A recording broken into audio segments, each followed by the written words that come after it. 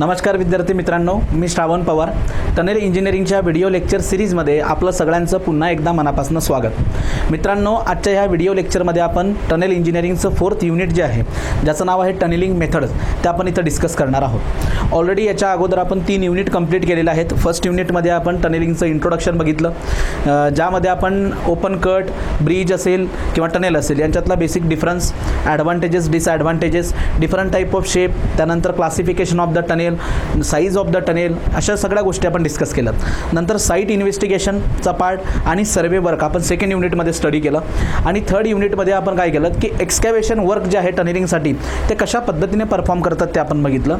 Main problem आपला आहे की हार्ड जर का रॉक असेल तर त्यात टनेलिंग कशी करतात, तर त्यावेळेस आपल्याला ब्लास्टिंग करावी लागते, म्हणजे आपल्याला एक्सप्लोजिव्हची नीड असते. ते आपण इन डिटेल थर्ड युनिटमध्ये डिस्कस केलं आहे. आणि जर का सॉफ्ट सॉईल असेल तर मग तिथं काही अडचणच नाही. तिथं जे काही लोकली अवेलेबल इन्स्ट्रुमेंट्स आहेत, आपल्याकडे इक्विपमेंट आहेत, त्यांचा वापर करून आपण सहजपणे काय करू शकतो, टनेलिंग करू शकतो. या लेक्चरमध्ये आता टनेलिंग वर्क करत असताना वेगवेगळ्या प्रकारच्या मेथड्स आहेत, त्या मेथड्सचा आपल्याला अभ्यास करायचा आहे. की जर हार्ड रॉक असेल तर हार्ड रॉकमध्ये कशा पद्धतीने टनेलिंग केली जाते, मीन्स जर का एक पर्टिक्युलर मेथड असेल तर त्या मेथडमध्ये कोणत्या प्रकारचे इक्विपमेंट्स वापरले जातात, त्यासोबत त्याचा सिक्वेन्स ऑफ ऑपरेशन काय आहे ते आपण बघणार आहोत. किंवा ती पर्टिक्युलर मेथड कोणत्या टाईपच्या सॉईलमध्ये, कोणत्या टाईपच्या ग्राउंड कंडिशनमध्ये वापरली जात असते, त्याच्या ॲडव्हान्टेजेस काय, डिसॲडव्हान्टेजेस काय, अशा सगळ्या प्रकारच्या गोष्टी आपण डिस्कस करणार आहोत. आता या युनिटचा जर का विचार केला, आता क्वेश्चन पेपरचं ॲनालिसिस जर केलं तर तुमच्या लक्षात एक गोष्ट येणार आहे की मॅक्झिमम क्वेश्चन जे आहेत ना ह्या युनिटमधनं बनतात. सो अतिशय महत्त्वाचं हे युनिट आहे एक्झामच्या दृष्टिकोनाने, तर त्याला आपण खूप चांगल्या पद्धतीने इथं समजून घेणार आहोत. ओके, नेहमीप्रमाणे पूर्ण टनेल इंजिनिअरिंगचा जो पार्ट आहे खूप थेरॉटिकल असल्यामुळे मित्रांनो मी त्याला प्रेझेंटेशनच्याच पद्धतीने घेतो आहे, पण तुम्हाला चांगल्या पद्धतीने समजेल अशा स्वरूपातच मी हे सगळ्या गोष्टी इथं घेतल्या. सो आधी लक्ष देत चला की मी काय समजून सांगतोय त्याकडे पूर्ण वेळ लक्ष द्या, ते समजून घ्या. त्यानंतर काही पॉईंट्स मी इथं बोर्डवरती हायलाईट करेल प्रेझेंटेशनमध्ये, आणि त्यानंतर मी बाहेर निघून जात जाईल. तेव्हा तुम्हाला मी पर्टिक्युलर वेळ देईल नोट्स लिहायला, तर त्याची काळजी करू नका. ओके, आणि मध्येच आपण डिस्कस करत जाऊया प्रश्न कसे विचारलेत किंवा येणाऱ्या एक्झाममध्ये कसे विचारले जाऊ शकतात, किंवा त्याला लक्षात ठेवायचं असेल, काही की पॉईंट्स असतील तर लक्षात ठेवण्यासाठी काही ट्रिक्स असतील त्याही मी तुम्हाला सांगत जाईल. ओके, तर चला आता आपण सुरुवात करूया. Methods of tunnelling. तर आधी टनेलिंग लक्षात घ्या. टनेलिंग म्हणजे काय, एक आर्ट आहे. टनेल कन्स्ट्रक्शनची जी एक आर्ट आहे त्याला आपण काय म्हणतो, टनेलिंग म्हणत असतो. याच्या मेथड्स जे आहेत, सो हा कन्सेप्ट मॅप किंवा हा जो मेमरी मॅप आहे ऑलरेडी आपण सुरुवातीलाच, म्हणजे ज्या वेळेस मी तुम्हाला पूर्ण टनेल इंजिनिअरिंगचा मेमरी मॅप जेव्हा मी ड्रॉ करून दिला होता फर्स्ट लेक्चरमध्ये सब्जेक्ट ओव्हरव्ह्यूमध्ये, त्यावेळेस मी तुम्हाला ही नावं तेव्हाही सांगितलीत. हे नावं लक्षात असणं खूप गरजेचं मित्रांनो, कारण 1-2 बेसिक क्वेश्चन तर यावरच बनत असतात की which of the following method is use in a soft soil किंवा हार्ड रॉकमध्ये. आता सॉफ्ट सॉईलमध्ये जर का असेल तर कोणत्या मेथडला टिम्बरिंगची रिक्वायरमेंट असते, कोणत्या मेथडला टिम्बरिंगची रिक्वायरमेंट नसते, अशा टाईपचे क्वेश्चन जे आहेत, म्हणजे या मेमरी मॅपकडे बघितल्या 1-2 प्रश्नांची उत्तर तुम्ही सहज देऊ शकता.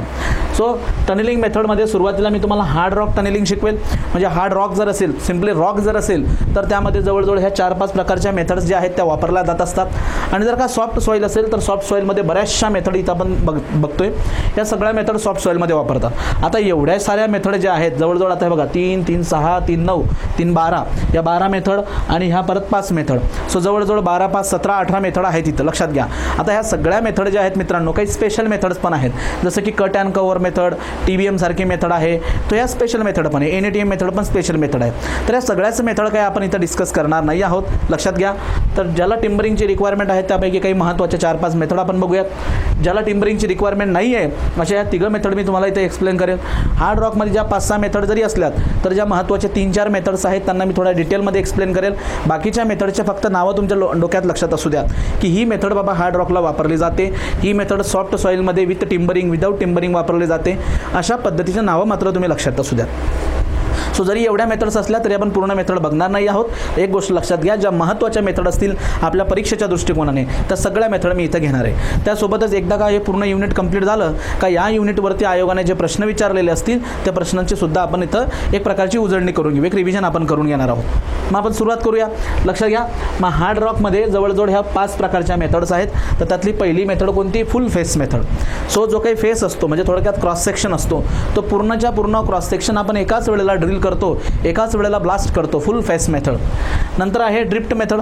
ड्रिफ्ट काय आहे हे तुम्हाला ऑलरेडी माहिती आहे. जो स्मॉल क्रॉस सेक्शनमध्ये आपण एक्सकॅव्हेशन करतो along the length of tunnel, मग ते टोटल लेंथ ऑफ टनेलला असू शकतं किंवा शॉर्ट लेंथसाठी पण असू शकतो ड्रिफ्ट. तर ड्रिफ्ट मेथडचा वापर करणार आहोत आपण हार्ड रॉकमध्ये. हेडिंग आणि बेंच मेथडचा वापर करणार आहोत. या टर्म्स तुम्ही ऑलरेडी फर्स्ट युनिटमध्ये स्टडी केलेल्या आहेत. इथं आणखी त्याला आपण थोडंसं डीपमध्ये बघूया. नंतर एक आहे कॅन्टिलिव्हर कार डंप मेथड. एक कोणती आहे? Cantilever car dump method. नंतर NATM मेथड आणि यासोबतच मित्रांनो आणखी एक मेथड असते pilot tunnel method. Pilot tunnel method. Basically pilot tunnel काय हे सुद्धा तुम्हाला माहिती आहे. P for parallel. मेन टनेलला पॅरललमध्ये असणारा एक छोटा टनेल असतो, त्याला आपण पायलट टनेल म्हणत असतो. सो पायलट टनेल एक मेथड आहे. आणि new Austrian tunnelling method NATM method advance method आहे. सो या मेथडची जे काही स्पेसिफिकेशन असतील ते सुद्धा आपण इथं डिस्कस करणार आहोत. तर सगळ्यात प्रायमरी लेवलला फक्त हे लक्षात घ्या की हार्ड रॉक जर असेल तर त्यामध्ये वापरला जाणाऱ्या ह्या 6 मेथडच्या आधी नावं पाठ करून टाका. जे विद्यार्थ्यांनी आधीसुद्धा MPSC परीक्षा दिली असेल त्यांना ही नावं लक्षात असतील, पण जे विद्यार्थी नवीन असतील या विद्यार्थ्यांची पहिली ह्या मेथड या युनिटमधलं फर्स्ट प्रायमरी काय कंडिशन आहे की तुम्ही आधी हे नावं तर लक्षात घ्या की हार्ड रॉकमध्ये ज्या मेथड वापरल्या जातात त्यांची नावं पाठ करून टाका. फुल face, drift method, heading and bench method, pilot tunnel method, cantilever car dump method आणि NATM method. NATM method advance method आहे, स्पेशलाइज मेथड आहे, पण ते हार्ड रॉकमध्ये आपण वापरतो कारण हार्ड रॉक टनेलिंग जे आहे ते डिफिकल्ट जातं. हार्ड रॉकमध्ये काम खूप स्लो होतं. तर त्यासाठीच्या ह्या महत्त्वाच्या मेथड आहेत ज्या आपण आजच्या लेक्चरमध्ये डिस्कस करणार आहोत. आता सॉफ्ट सॉईल जे आहे, रॉकला सोडून जे काय असेल त्याला आपण सॉफ्ट सॉईलमध्ये क्लासिफाय करतो.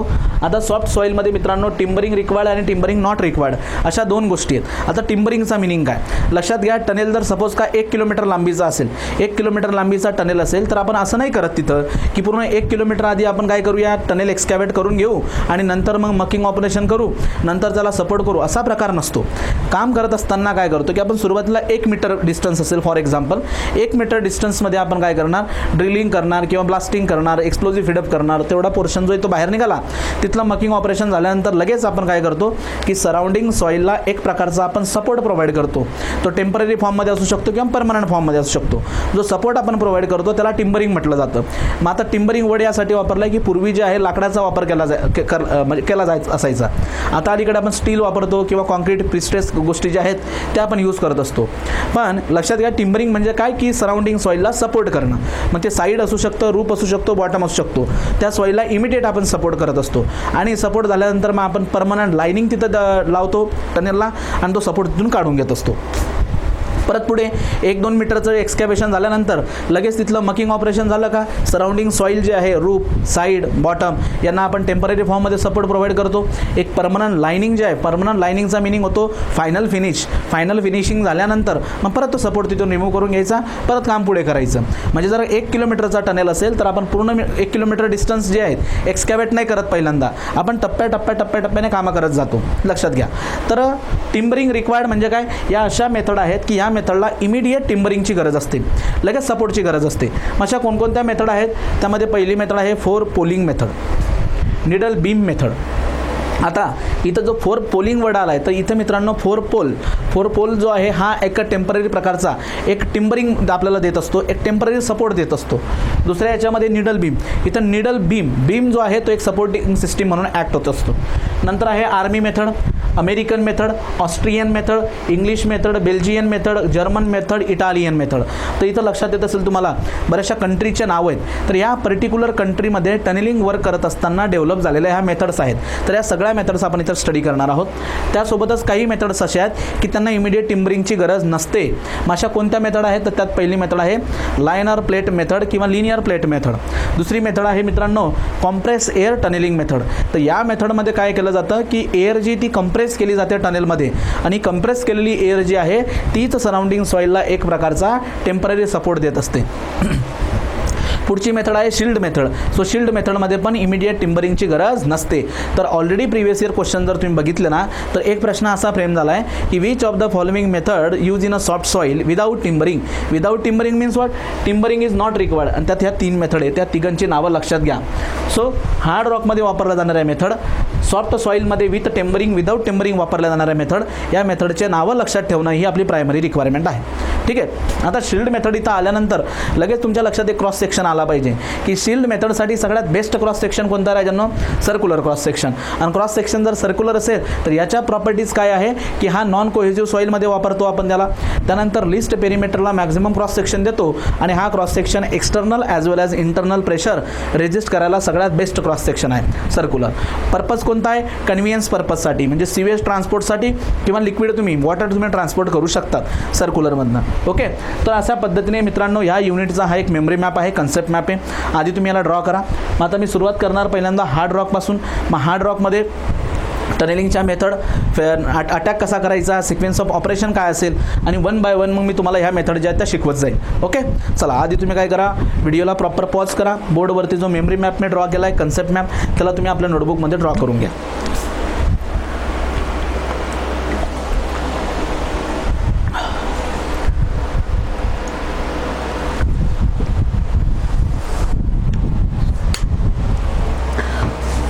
ओके, झालं असेल.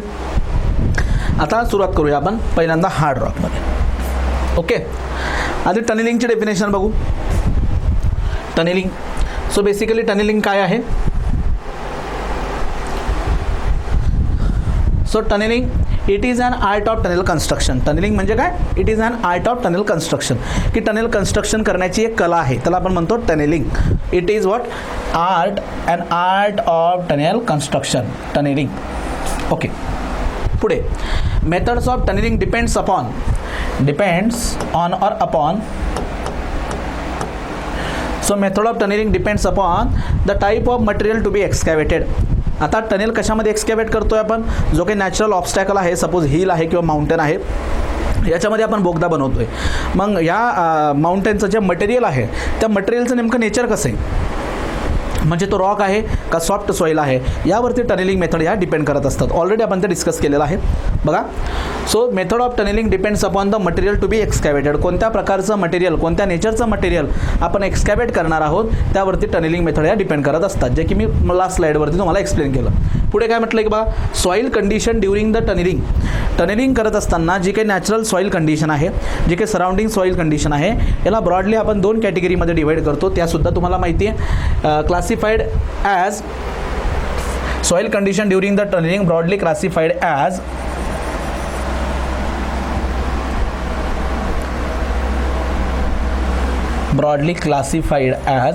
Hard rock and soft soil.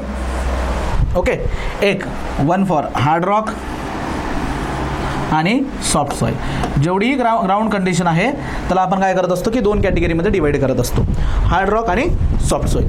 आता बघा मित्रांनो, सॉफ्ट सॉईल जर असेल, हे थोडं इकडे झालं आहे, तर हे running ground, soft ground, firm ground, self supporting ground, हे सगळे सॉफ्ट सॉईलचे प्रकार आहेत. हे जे आहेत ना, हे सगळे कशाचे प्रकार आहेत, सॉफ्ट सॉईलचे. हार्ड रॉक, आता हार्ड रॉकच्या मेथड आपण डिस्कस करणार. जेव्हा मी तुम्हाला सॉफ्ट सॉईलच्या मेथड डिस्कस करेल तर त्यावेळेस सॉफ्ट सॉईलला फर्दर क्लासिफाय केलं जातं as a running ground, soft ground, firm ground आणि सेल्फ सपोर्टिंग ग्राउंड. परत सांगतो मी, लक्षात घ्या, हे इथं चुकून प्रेझेंटेशन बनवताना त्यांच्याकडनं हार्ड रॉकच्या खाली लिहिल्या गेल्यात ह्या मेथड, या ग्राउंड कंडिशन. पण ह्या चारही ग्राउंड कंडिशन ज्या आहेत ह्या कुणाच्या, सॉफ्ट ग्राउंडच्या. सॉफ्ट ग्राउंड म्हणजे ज्या ग्राउंडला सडनली इमिडिएटली टिंबरिंगची रिक्वायरमेंट असते, तर त्याला आणखी फर्दर क्लासिफाय केलं जातं नेचर ऑफ द ग्राउंडवरून as a running ground, soft ground, firm ground आणि सेल्फ सपोर्टिंग ग्राउंड. अशा चार ग्राउंड कंडिशनमध्ये सॉफ्ट सॉईलला आपण क्लासिफाय करतो. हार्ड रॉक म्हणजे काय, की ज्याची स्वतःला धरून ठेवण्याची सेल्फ होल्डिंग कपॅसिटी खूप चांगली असते, तो इझिली खाली पडत नाही.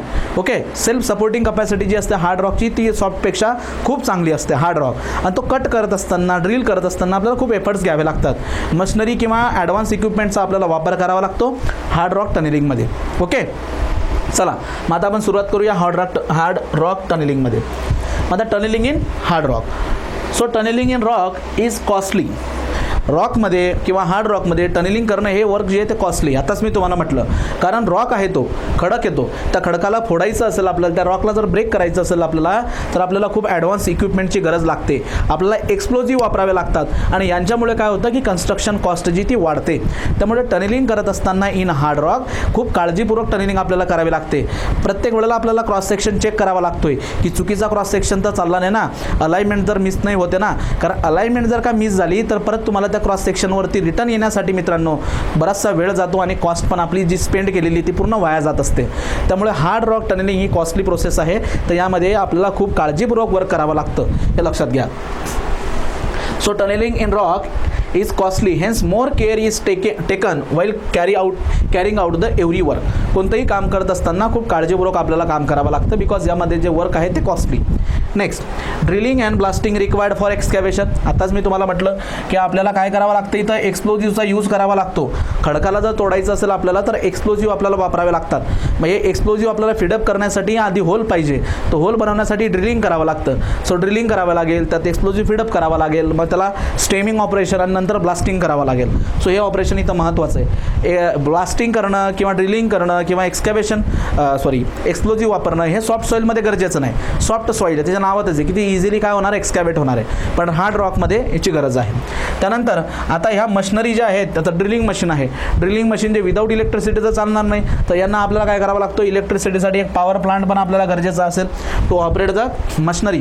तिथं यूज होणाऱ्या ज्या वेगवेगळ्या मशिनरी आहेत त्यांना ऑपरेट करण्यासाठी आपल्याला सेपरेटली एक पॉवर प्लांट आपल्याला डिझाईन करावा लागेल. त्याचीसुद्धा कॉस्ट आपली इथं वाढते. त्यामुळे हार्ड रॉक टनेलिंग ही खूप खर्चिक असते, कॉस्टली असते. लक्षात घ्या. बऱ्याचदा हा क्वेश्चन इंटरव्ह्यूमध्ये पण विचारला जात असतो की एका पर्टिक्युलर सॉईलमध्ये सपोज एक्सकॅव्हेशन चाललेलं आहे आणि ती सॉईल आहे हार्ड रॉक, तर यामध्ये टाईम ऑफ कन्स्ट्रक्शन कसा असेल, कमी असेल जास्त असेल. सो हार्ड रॉकमध्ये टाईम ऑफ कन्स्ट्रक्शन पण जास्त लागतो कारण हार्ड रॉकला कट करायचं आहे. त्यासोबतच कॉस्ट ऑफ कन्स्ट्रक्शनसुद्धा इन्क्रीज होते कारण आपल्याला खूप साऱ्या हायली सॉफिस्टिकेटेड इक्विपमेंट्स आपण तिथं वापरत असतो. हे लक्षात घ्या. तर हार्ड रॉक टनेलिंग ही कॉस्टली पण आहे आणि टाईम कन्झ्युमिंग पण आहे. नेक्स्ट, हे रॉक इज सेल्फ सपोर्टिव्ह आहे. रॉक काय स्वतः सेल्फ होल्डिंग कॅपॅसिटी त्याची चांगली आहे, स्वतःला तो चांगला धरून ठेवतोय. Very less timbering is required. So या केसमध्ये टिंबरिंग लागते पण खूप कमी टिंबरिंग आपल्याला लागते. एक सेफ्टी पर्पजने आपण ती प्रोव्हाइड करत असतो. Very less timbering is required. Any over cutting, चुकून जर काय एक्सकॅव्हेशन करताना ओव्हर कटिंग झाली तुमच्याकडनं, ठीक आहे, की जसं तुम्हाला मी ए लाईन आणि बी लाईन सांगितल्या, तर ए लाईन जी असते ती काय असते, आतल्या बाजूची असते. बी लाईन जी त्याच्या बेसिसवरती आपण पेमेंट करत असतो. सो थोडक्यात कटिंगची फायनल लाईन कोणती असते, बी लाईन. पण चुकून तुमच्याकडे बी लाईनच्या पलीकडे कटिंग झाली तर त्यामध्ये ही जी ओव्हर कटिंग आहे, ही ओव्हर कटिंग चालणार नाही. परत त्याला फिल करावं लागेल, म्हणजे तुमचा टाईमही गेला आणि खर्चही वाढला. तर लक्षात घ्या, any overcutting or slightly misalignment required resectioning and hence cost of construction is more. चुकून जर तुमच्याकडे बघा, ऑलरेडी आपण हे सेकंड युनिटमध्ये स्टडी केलं आहे की जो क्रॉस सेक्शन तुम्ही एक्सकॅव्हेट करताय तो 2 मीटर किंवा 3 मीटरच्या इंटरवलने परत चेक करत राहा की जी अलाइनमेंट आपण घेऊन चाललो ती अलाइनमेंट बरोबर आहे का, जो शेप आपण प्रोव्हाइड करणार आहे क्रॉस सेक्शनला तो बरोबर आहे का. या गोष्टी प्रत्येक 2-2, 3-3 मीटरच्या इंटरवलने चेक कराव्या लागतात. जर चुकून जर अलाइनमेंट मिस झाली किंवा क्रॉस सेक्शन जर ओव्हरकट झाला तर त्याला परत त्या रिक्वायर्ड शेपमध्ये आणण्यासाठी आपल्याला एक्स्ट्राची मेहनत घ्यावी लागते, एक्स्ट्राची कॉस्ट जी ती आपल्याला स्पेंड करावी लागते. हे लक्षात घ्या. सो टाईम आणि कॉस्ट हे 2 महत्त्वाचे फॅक्टर आहेत त्या ठिकाणी. आणि टिंबरिंग जे आहे एक प्रकारचं सपोर्ट सिस्टीम आहे, सेफ्टीच्या पर्पजने आपण प्रोव्हाइड करतो. जरी रॉक हा सेल्फ सपोर्टिव्ह असेल, सेल्फ होल्डिंग कॅपॅसिटी त्याची चांगली असेल, तरी सुद्धा कमीत कमी टिंबरिंग आपण इथं यूज करत असतो. सो या स्लाईडवरती असणाऱ्या बेसिक गोष्टी ज्या आहेत मित्रांनो, मागच्या स्लाईडवरती की टनेलिंग म्हणजे काय आणि ग्राउंड कंडिशन आणि सॉफ्ट सॉईलच्या ह्या 4 कंडिशन, हे तुम्ही व्हिडिओला पॉज करून लिहून घ्या. ओके, पॉज करायचा व्हिडिओला आणि मग ते पॉज झाल्यानंतर सगळं लिहून घ्यायचं, नंतर परत प्ले करायचं. तसंच हा पुढचा पोर्शन, हा पुढचा पार्ट जो या स्लाईडवरचा हाईट लिहून घ्या.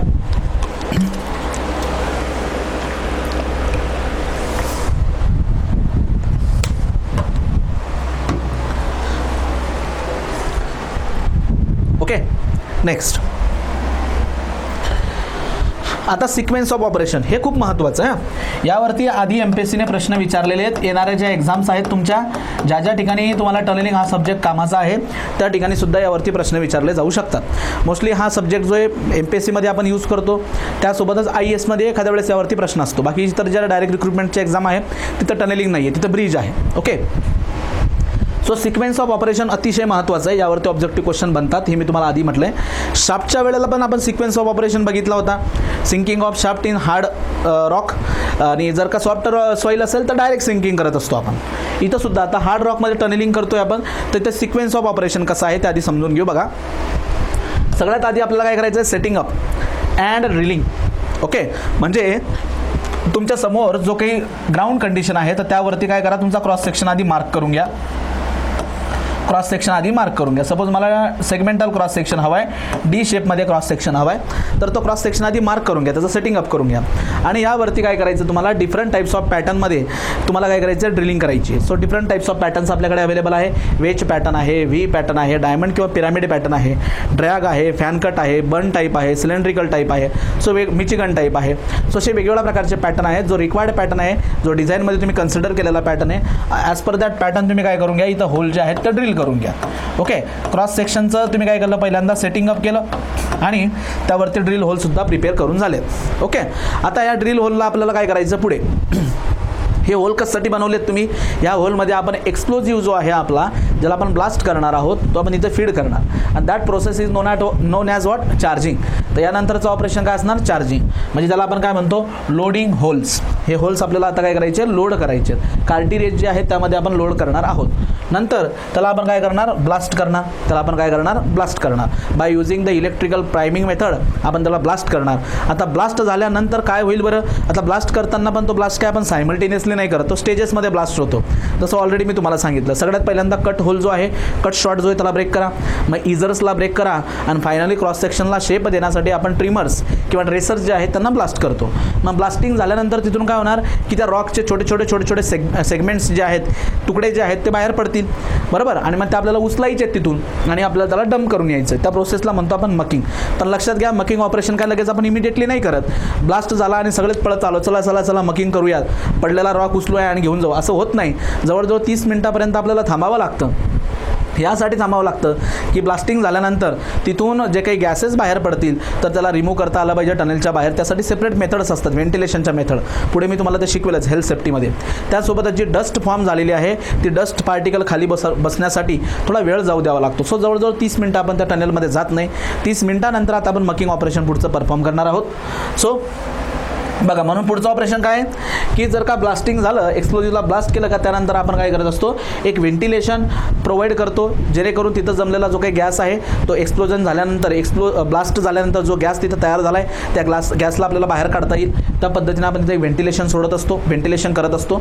ते व्हेंटिलेशन करण्याची पण एक मेथड असते की सुरुवातीच्या 15 मिनिटामध्ये आपण एक्झॉस्ट चालू करतो. एक्झॉस्ट चालू करतो म्हणजे काय की बदला टनेलच्या आतमध्ये जो पॉइझनस गॅस असेल तो गॅस बाहेर पडतो आणि नंतरच्या रिमेनिंग टाईममध्ये फ्रेश एअर आपण मध्ये सोडत असतो. हे झालं व्हेंटिलेशनचा प्रकार. नंतरच जे डस्ट पार्टिकल आहेत ते डस्ट कंट्रोल करतो आपण सायमल्टेनियसली, रिमूव्हिंग ऑफ डस्ट. आणि त्यानंतर मग आता लोडिंग अँड हॉलिंग ऑफ मक, म्हणजे थोडक्यात हे मकिंग ऑपरेशन झालं. हे कोणतं ऑपरेशन झालं, मकिंग ऑपरेशन. यानंतर काय करणार की तिथं जमा झालेला जो मक आहे त्या मकला आपल्याला काय करायचं आहे, आपल्याकडे असणाऱ्या ज्या डंप लोडर आहेत, ट्रक आहेत, तर त्यामध्ये तो आपण लोड करणार आणि त्याला काय करणार, ठरलेल्या जागेवरती आपण त्याला डंप करून येणार. त्या ऑपरेशनला म्हणतो आपण मकिंग. मग मकिंग झाल्यानंतर आता तिथलं जो रॉक सेगमेंट, जे छोटे छोटे सेगमेंट होते ते आपण सगळे भरून घेतले. त्यानंतर जर का सराउंडिंग सॉईलमध्ये जर का वॉटर असेल तर ते सगळं वॉटर त्या टनेलमध्ये पर्कोलेट होणार आहे, बरोबर, ते पाणी त्या टनेलमध्ये जमा होणार आहे, तर त्याला काढणं सुद्धा गरजेचं आहे. तर लगेच आपण काय करतो की तिथं जे काही ग्राउंड वॉटर रिमूव्ह झाले, ग्राउंड वॉटर जमा झालं आहे त्याला आपण रिमूव्ह करतो. या प्रोसेसला म्हणतात डी वॉटरिंग.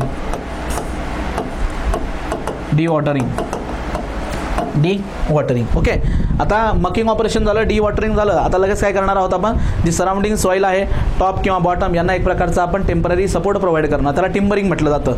हार्ड रॉक जरी सेल्फ सपोर्टिव्ह असला, आधीच मी डिस्कस केलं आहे, हार्ड रॉक जरी सेल्फ सपोर्टिव्ह असला तरी आपण तिथं टिम्बरिंग वापरतो. लेस टिम्बरिंग लागते आपल्याला compare to the soft soil, पण टिम्बरिंग आपण वापरतो सेफ्टीच्या पॉईंट ऑफ व्ह्यूने आपल्याला गरजेची ती.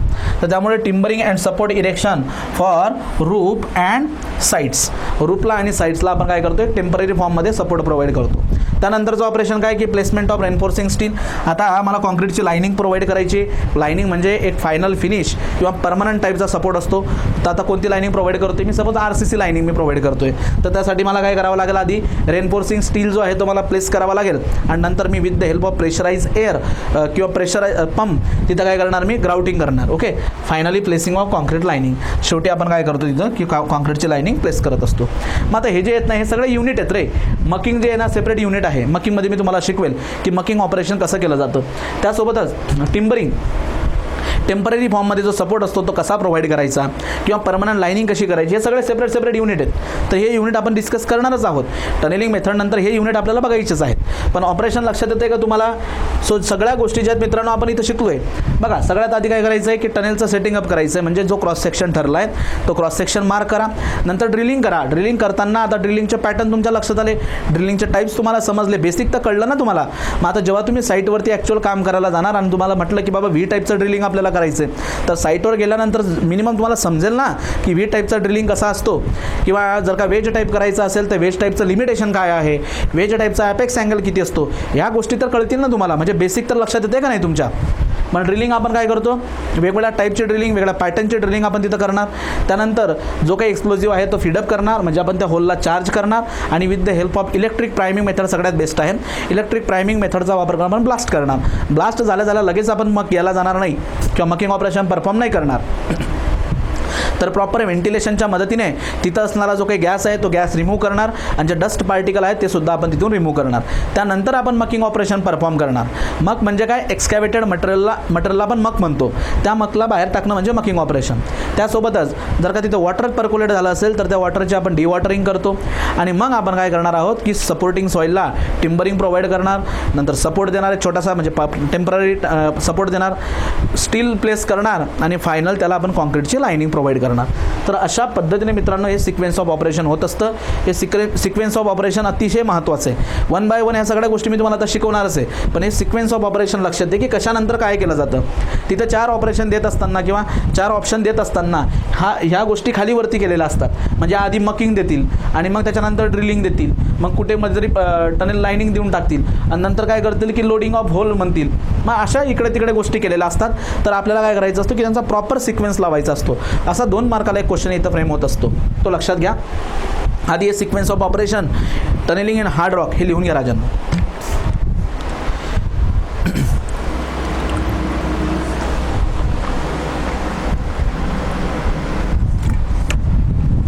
ओके, आता हे झालं ऑपरेशन. ठीक आहे, आता ॲक्च्युअल आता आपल्याला टनेलिंग करायची.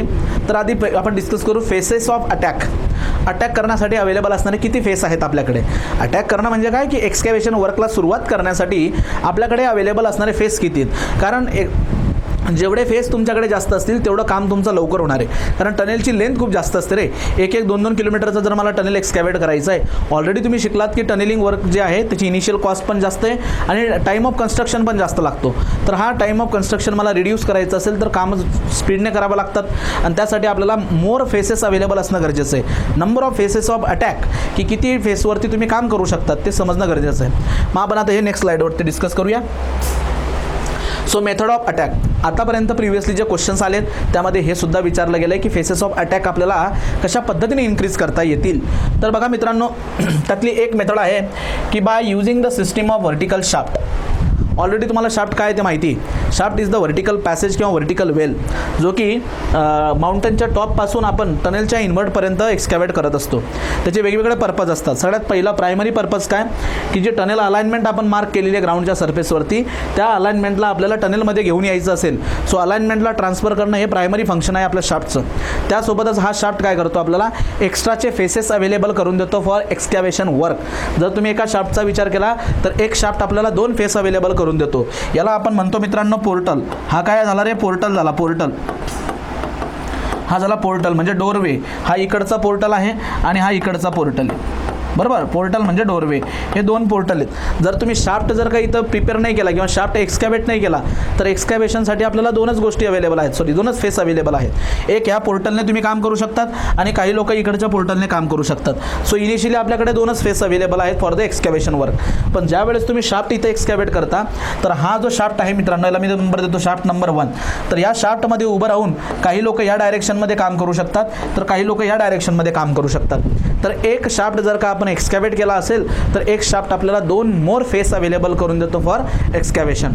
आता हा 2 नंबरचा जो शाफ्ट आहे याचा विचार जर केला तर या शाफ्ट एक्सकॅव्हेट झाल्यानंतर तुम्ही या डायरेक्शनने एक्सकॅव्हेशन वर्क करू शकतात, तुम्ही या डायरेक्शनने एक्सकॅव्हेशन वर्क करू शकतात. सो एक शाफ्ट जो असतो तो आपल्याला 2 एक्स्ट्राचे फेस अवेलेबल करून देतो फॉर एक्सकॅव्हेशन वर्क. हा शाफ्ट आपल्याला आणखी 2 एक्सकॅव्हेशन फेस अवेलेबल करून देतो. येते तुमच्या लक्षात. सो मग हा प्रश्न अशा पद्धतीने आपल्याला विचारला जातो की जर का मित्रांनो n नंबर ऑफ शाफ्ट असतील, किती n नंबर ऑफ शाफ्ट असतील तर ते आपल्याला किती फेस अवेलेबल करून देतील. तर एक शाफ्ट आपल्याला 2 देतो, दुसरा शाफ्ट आपल्याला 2 देतो. सो n शाफ्ट आपल्याला किती प्रोव्हाइड करतील, शाफ्टमुळे आपल्याला किती फेस मिळतील. सो n शाफ्ट जर का असतील तर त्यावेळेस आपल्याला 2 टाइम n एवढे फेस आपल्याला मिळतील फक्त शाफ्टमुळे. पण ऑलरेडी आपल्याकडे 2 पोर्टलचे आहेत. हा पोर्टलकडून तुम्ही काम करू शकतात आणि ह्या पोर्टलकडून काम करू शकतात. मग मी इथं काय म्हणतो की पोर्टल्सकडनं मला 2 फेस मिळतील, 2 फेस. मग टोटल फेसेस किती झालेत रे राजांनो, total faces for attack is equal to two time n it is due to the shaft आणि ऑलरेडी अवेलेबल असणारे 2 पोर्टल. सो 2n+2 हा एक जनरल फॉर्म्युला बनतो. So n number of shafts the total 2n+2 faces are available for the attack. Total word महत्त्वाचा आहे. Total शाफ्टमुळे 2n 2 आधीचे पोर्टल. सो टोटल फेस किती अवेलेबल आहे 2n+2 हे लक्षात घ्या. सो हे झालं एक मेथड झाली. या मेथडने तुम्ही फेसेस ऑफ अटॅक वाढवू शकतात आणि जेवढे फेस ऑफ अटॅक वाढतील तेवढं तुमचं एक्सकॅव्हेशन हे फास्ट होईल. पण यातही लक्षात घ्या मग आता कामच आपल्याला वाढवायचं आहे म्हणून आपण काय करूया 1 मीटरवरती शाफ्ट एक्सकॅव्हेट करत जाऊ असं चालत नाही. अरे शाफ्ट तुम्ही संक करताय तिथं तर त्याच्यात पण वेळ जाणारच आहे ना आणि त्याची पण कॉस्ट तर वाढणारच की नाही. तर त्यामुळे इथं पर्टिक्युलर डिझाईन करत असताना कमीत कमी 500 मीटरवरती शाफ्ट ठेवा असं आपण आधी पण डिस्कस केलं आहे. मिनिमम 500 मीटर डिस्टन्स त्यामध्ये असावं लागतं. ओके हे लक्षात घ्या. सो ही एक मेथड झाली कशा पद्धतीने नंबर ऑफ फेसेस हे वाढवता येतील. पुढची आणखी एक मेथड आहे की by using the pilot tunnel. आता ही एक पायलट टनेल मेथड जी मी पुढे डिस्कस करणार आहे ना तो अप्रोच हाच आहे की जर ग्राउंड कंडिशन जर सपोज अशी असेल की ज्या ठिकाणी शाफ्ट तुम्ही एक्सकॅव्हेट करू शकत नाही किंवा करताय पण ते शाफ्ट एक्सकॅव्हेट करणं हे अनइकॉनॉमिकल होतं आहे किंवा टॉप ऑफ द ग्राउंडपासून टनेलच्या इनवर्टपर्यंत पोहोचण्यासाठी जे डिस्टन्स आहे हे डिस्टन्स खूप जास्त आहे as compared to the parallel distance. म्हणजे फ्रॉम पायलट टनेलपासून असणार म्हणजे हॉरिझॉन्टल एक्सकॅव्हेशन करण्यापेक्षा व्हर्टिकल एक्सकॅव्हेशन हे अनइकॉनॉमिकल जात असेल तर त्या केसमध्ये आपण पायलट टनेल आपण एक्सकॅव्हेट करतो. आणि पायलट टनेल काय असतो रे हा आपला मेन टनेल आहे. हा कोणता टनेल आहे मेन टनेल. सो या मेन टनेललाच आपण पॅरललमध्ये एक टनेल आपण एक्सकॅव्हेट करत असतो that is non as the pilot tunnel. आणि हा पायलट टनेल सेम रोल जे आहे प्ले करतो जसा आपला शाफ्ट प्ले करतो. मग जर तुम्ही इथं बघितलं या पायलट टनेलपासून मेन टनेलला जायला जर तुम्ही अशा पद्धतीने एक गॅलरी इथं प्रोव्हाइड केली किंवा क्रॉस कट प्रोव्हाइड केला तर एक क्रॉस कट बघा तुम्हाला अशा पद्धतीने 2 आणखी फेसेस अवेलेबल करून देतो फॉर एक्सकॅव्हेशन. तुम्ही इथं जाऊन परत आणखी 2 पद्धतीने एक्सकॅव्हेशन करू शकतात 2 फेसवरती. येते लक्षात. सो नंबर ऑफ फेस जर का वाढवायचे असतील फॉर अटॅक किंवा आपलं स्पीड ऑफ एक्सकॅव्हेशन वाढवायचं असेल तर आपल्याला अशा पद्धतीने एकतर शाफ्ट आपल्याला कन्स्ट्रक्ट करावे लागतात सिस्टीम ऑफ शाफ्ट किंवा by using the construction of pilot tunnel तुम्ही स्पीड ऑफ कन्स्ट्रक्शन वाढवू शकतात. यालाच म्हणतात faces of attack. Faces of attack म्हणजे तुम्ही किती फेस अवेलेबल करून देऊ शकतात फॉर एक्सकॅव्हेशन. तर आपल्याकडे 2 मेथड आहेत. एक मेथड म्हणजे काय की by using the system of vertical shaft किंवा by using the pilot tunnel pilot tunnel. आता इथं काय रिक्वायरमेंट आहे आपल्याला नंबर ऑफ फेसेसची मी तुम्हाला आधीच म्हटलं हार्ड रॉक आहे. सो हार्ड रॉकमध्ये कन्स्ट्रक्शन वर्क कंप्लीट करण्यासाठी खूप जास्त वेळ लागतो. हार्ड रॉकला कट करायचं आहे म्हणजे ते खूप सोपं नाही आहे. सो खूप वेळ जास्त लागतो. मग वेळ जास्त लागतो ना तो वेळ आपल्याला कमी करायचा असेल तर स्पीड आपल्याला वाढवावं लागेल. आणि स्पीड वाढवण्यासाठी एक आपला वेगळा प्रकार काय की आपण टप्प्याटप्प्याने कामं करूया ठिकठिकाणं कामं करूया. काही लोक इकडनं कामं करतील काही लोक या बाजूने कामं करतील काही लोक इथून मधून कामं करतील काही लेबर्स इथून कामं करतील. तर त्यामुळे काय होणार की आपलं एक्सकॅव्हेशन हे रेट ऑफ एक्सकॅव्हेशन आपला वाढणार. सो टाईम फॉर एक्सकॅव्हेशन रिड्यूस होणार. सो ही एक प्रकारची एक पद्धत आहे हार्ड रॉकमध्ये असा यूज केला जात असतो. सो आता पुढे या मेथड सुरू करण्याच्या अगोदर ही मेथड जी आहे फुल फेस मेथड सुरू करण्याच्या अगोदर एकदा शॉर्टमध्ये आपण रिकॅप घेऊया काय काय बघितलं बरं आपण हार्ड रॉकमध्ये. हे बघा ह्या मेथड आता इथं मी पहिल्यांदा डिफाईन केलं की टनेलिंग म्हणजे काय it is art for the construction of tunnel. त्याला आपण टनेलिंग म्हणतो. आणि जो ग्राउंड कंडिशन आपण एक्सकॅव्हेट करतो त्याचं नेचर ऑफ मटेरियलवरनं आपण ब्रॉडली 2 पार्टमध्ये डिवाईड केले. वन इज हार्ड रॉक आणि one is soft soil. Soft सॉईलला आपण फर्दर डिवाईड करतो in different types of ground condition जसं की running ground soft ground firm ground आणि सेल्फ सपोर्टिंग ग्राउंड. सुरुवात करणार आहे मी हार्ड रॉकपासून. तर हार्ड रॉकमध्ये टनेलिंग करायची असेल तर एक गोष्ट कायमस्वरूपी लक्षात घ्या हार्ड रॉक टनेलिंग ही खूप कॉस्टली प्रोसेस असते.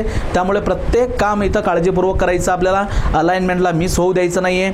क्रॉस सेक्शन जो आहे तो क्रॉस सेक्शन पण आपल्याला बरोबर जो शेप दिला आहे त्या शेपमध्येच आपल्याला एक्सकॅव्हेट करायचं आहे. ओव्हर कटिंग करायचं नाही आहे किंवा अलाइनमेंटला मिस करायचं नाही. त्यामुळे काय होणार आहे की टाईम तर वाढेलच टाईम तर जाणारच त्यासोबत कॉस्ट पण आपली वाढेल. तर ह्या गोष्टी लक्षात घ्यायच्या. खूप काळजीपूर्वक काम आपल्याला इथं करावं लागतं.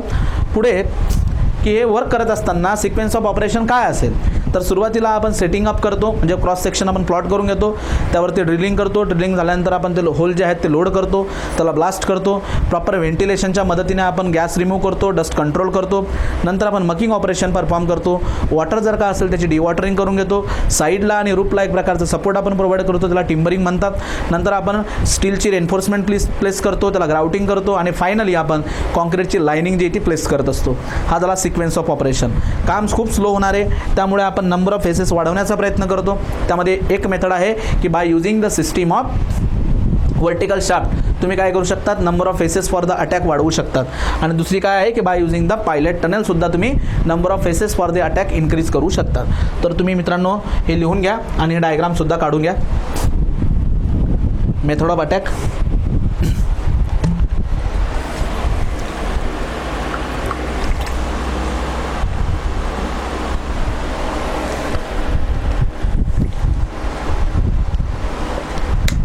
त्याच्यानंतर pilot tunnel, system of pilot tunnel. इथं लिहून घ्या राजांना. ऑलरेडी आपण आपल्या नोट्समध्ये लिहिलं आहे की पायलट टनेल काय असतो. Pilot tunnel it is parallel tunnel to the main tunnel. Parallel to the main tunnel. It is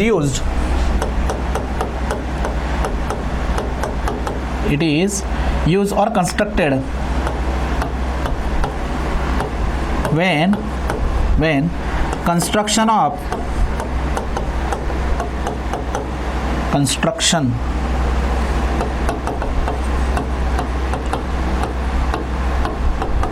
shaft is uneconomical. ज्यावेळेस शाफ्ट कन्स्ट्रक्शन हे अनइकॉनॉमिकल असेल त्यावेळेस आपण याचा यूज करत असतो पायलट टनेलचा. ठीक आहे, चला आता आपण एक्झॅक्टली सुरुवात करूया की ज्या मेथड्स आपण यूज करत असतो for tunnelling in hard rock. One by one आपण त्या मेथडचं स्पेसिफिकेशन आपण समजून घेऊयात. ॲडव्हान्टेजेस डिसॲडव्हान्टेजेस पण आपण समजून घेऊयात. त्यातली सगळ्यात पहिली मेथड आहे मित्रांनो फुल फेस मेथड. फुल फेस मेथड आहे ही स्मॉल क्रॉस सेक्शन जर का असेल तर त्या स्मॉल क्रॉस सेक्शनला वापरली जात असते फुल फेस मेथड. जर का लार्ज क्रॉस सेक्शन असेल तर त्यामध्ये ड्रिफ्ट मेथडचा वापर केला जातो. स्मॉल क्रॉस सेक्शनसाठी कोणती मेथड वापरतात, full face method. Large cross सेक्शनला वापरली जाते ड्रिफ्ट मेथड. आणि मॉडरेट जर का क्रॉस सेक्शन असेल या दोघांच्या मधला तर हिडिंग आणि बेंच मेथडचा वापर करतात. मग आता काही विद्यार्थ्यांना प्रश्न पडू शकतो की सर स्मॉल क्रॉस सेक्शन म्हणजे काय, की ज्या क्रॉस सेक्शनचे dimension do not exceed 3 metre, 3 मीटरपेक्षा जास्तीचे डायमेन्शन एक्सीड होत नसतील तर त्या क्रॉस सेक्शनमध्ये आपण वापरतो. म्हणजे काय, जर का रेक्टँग्युलर शेपमध्ये असेल तर ज्याची विड्थ 3 मीटरच्या आत आहे, ज्याची हाईट 3 मीटरच्या आत आहे. सर्क्युलर क्रॉस सेक्शन जर असेल तर ज्याचा डायमीटर 3 मीटरपेक्षा कमी आहे, अशा टाईपचे म्हणजे ज्याचे डायमेन्शन अप टू 3 मीटर किंवा do not exceed the 3 metre असतील तर त्याला आपण स्मॉल क्रॉस सेक्शन म्हणतो. इथं लक्षात घ्या. सो पहिली मेथड आपण डिस्कस करणार आहोत ज्याचं नाव आहे फुल फेस मेथड. फुल फेस मेथड. ठीक आहे, वन बाय वन त्याचे पॉईंट्स आपण डिस्कस करत जाऊया. सगळे इझी पॉईंट्स आहेत. जिथं काही वेगळं वाटेल तुम्हाला मी ते एक्सप्लेन करेलच. ओके, अतिशय सोपी मेथड आहे. This method is suitable for small tunnels whose dimension does not exceed 3 metre, म्हणजे अप टू 3 मीटरपर्यंत वापरू शकतो. हा एक्झामच्या दृष्टिकोनाने अतिशय महत्त्वाचा पॉईंट आहे की फुल फेस मेथडचा यूज कधी करायचा आहे आपण लक्षात घ्या.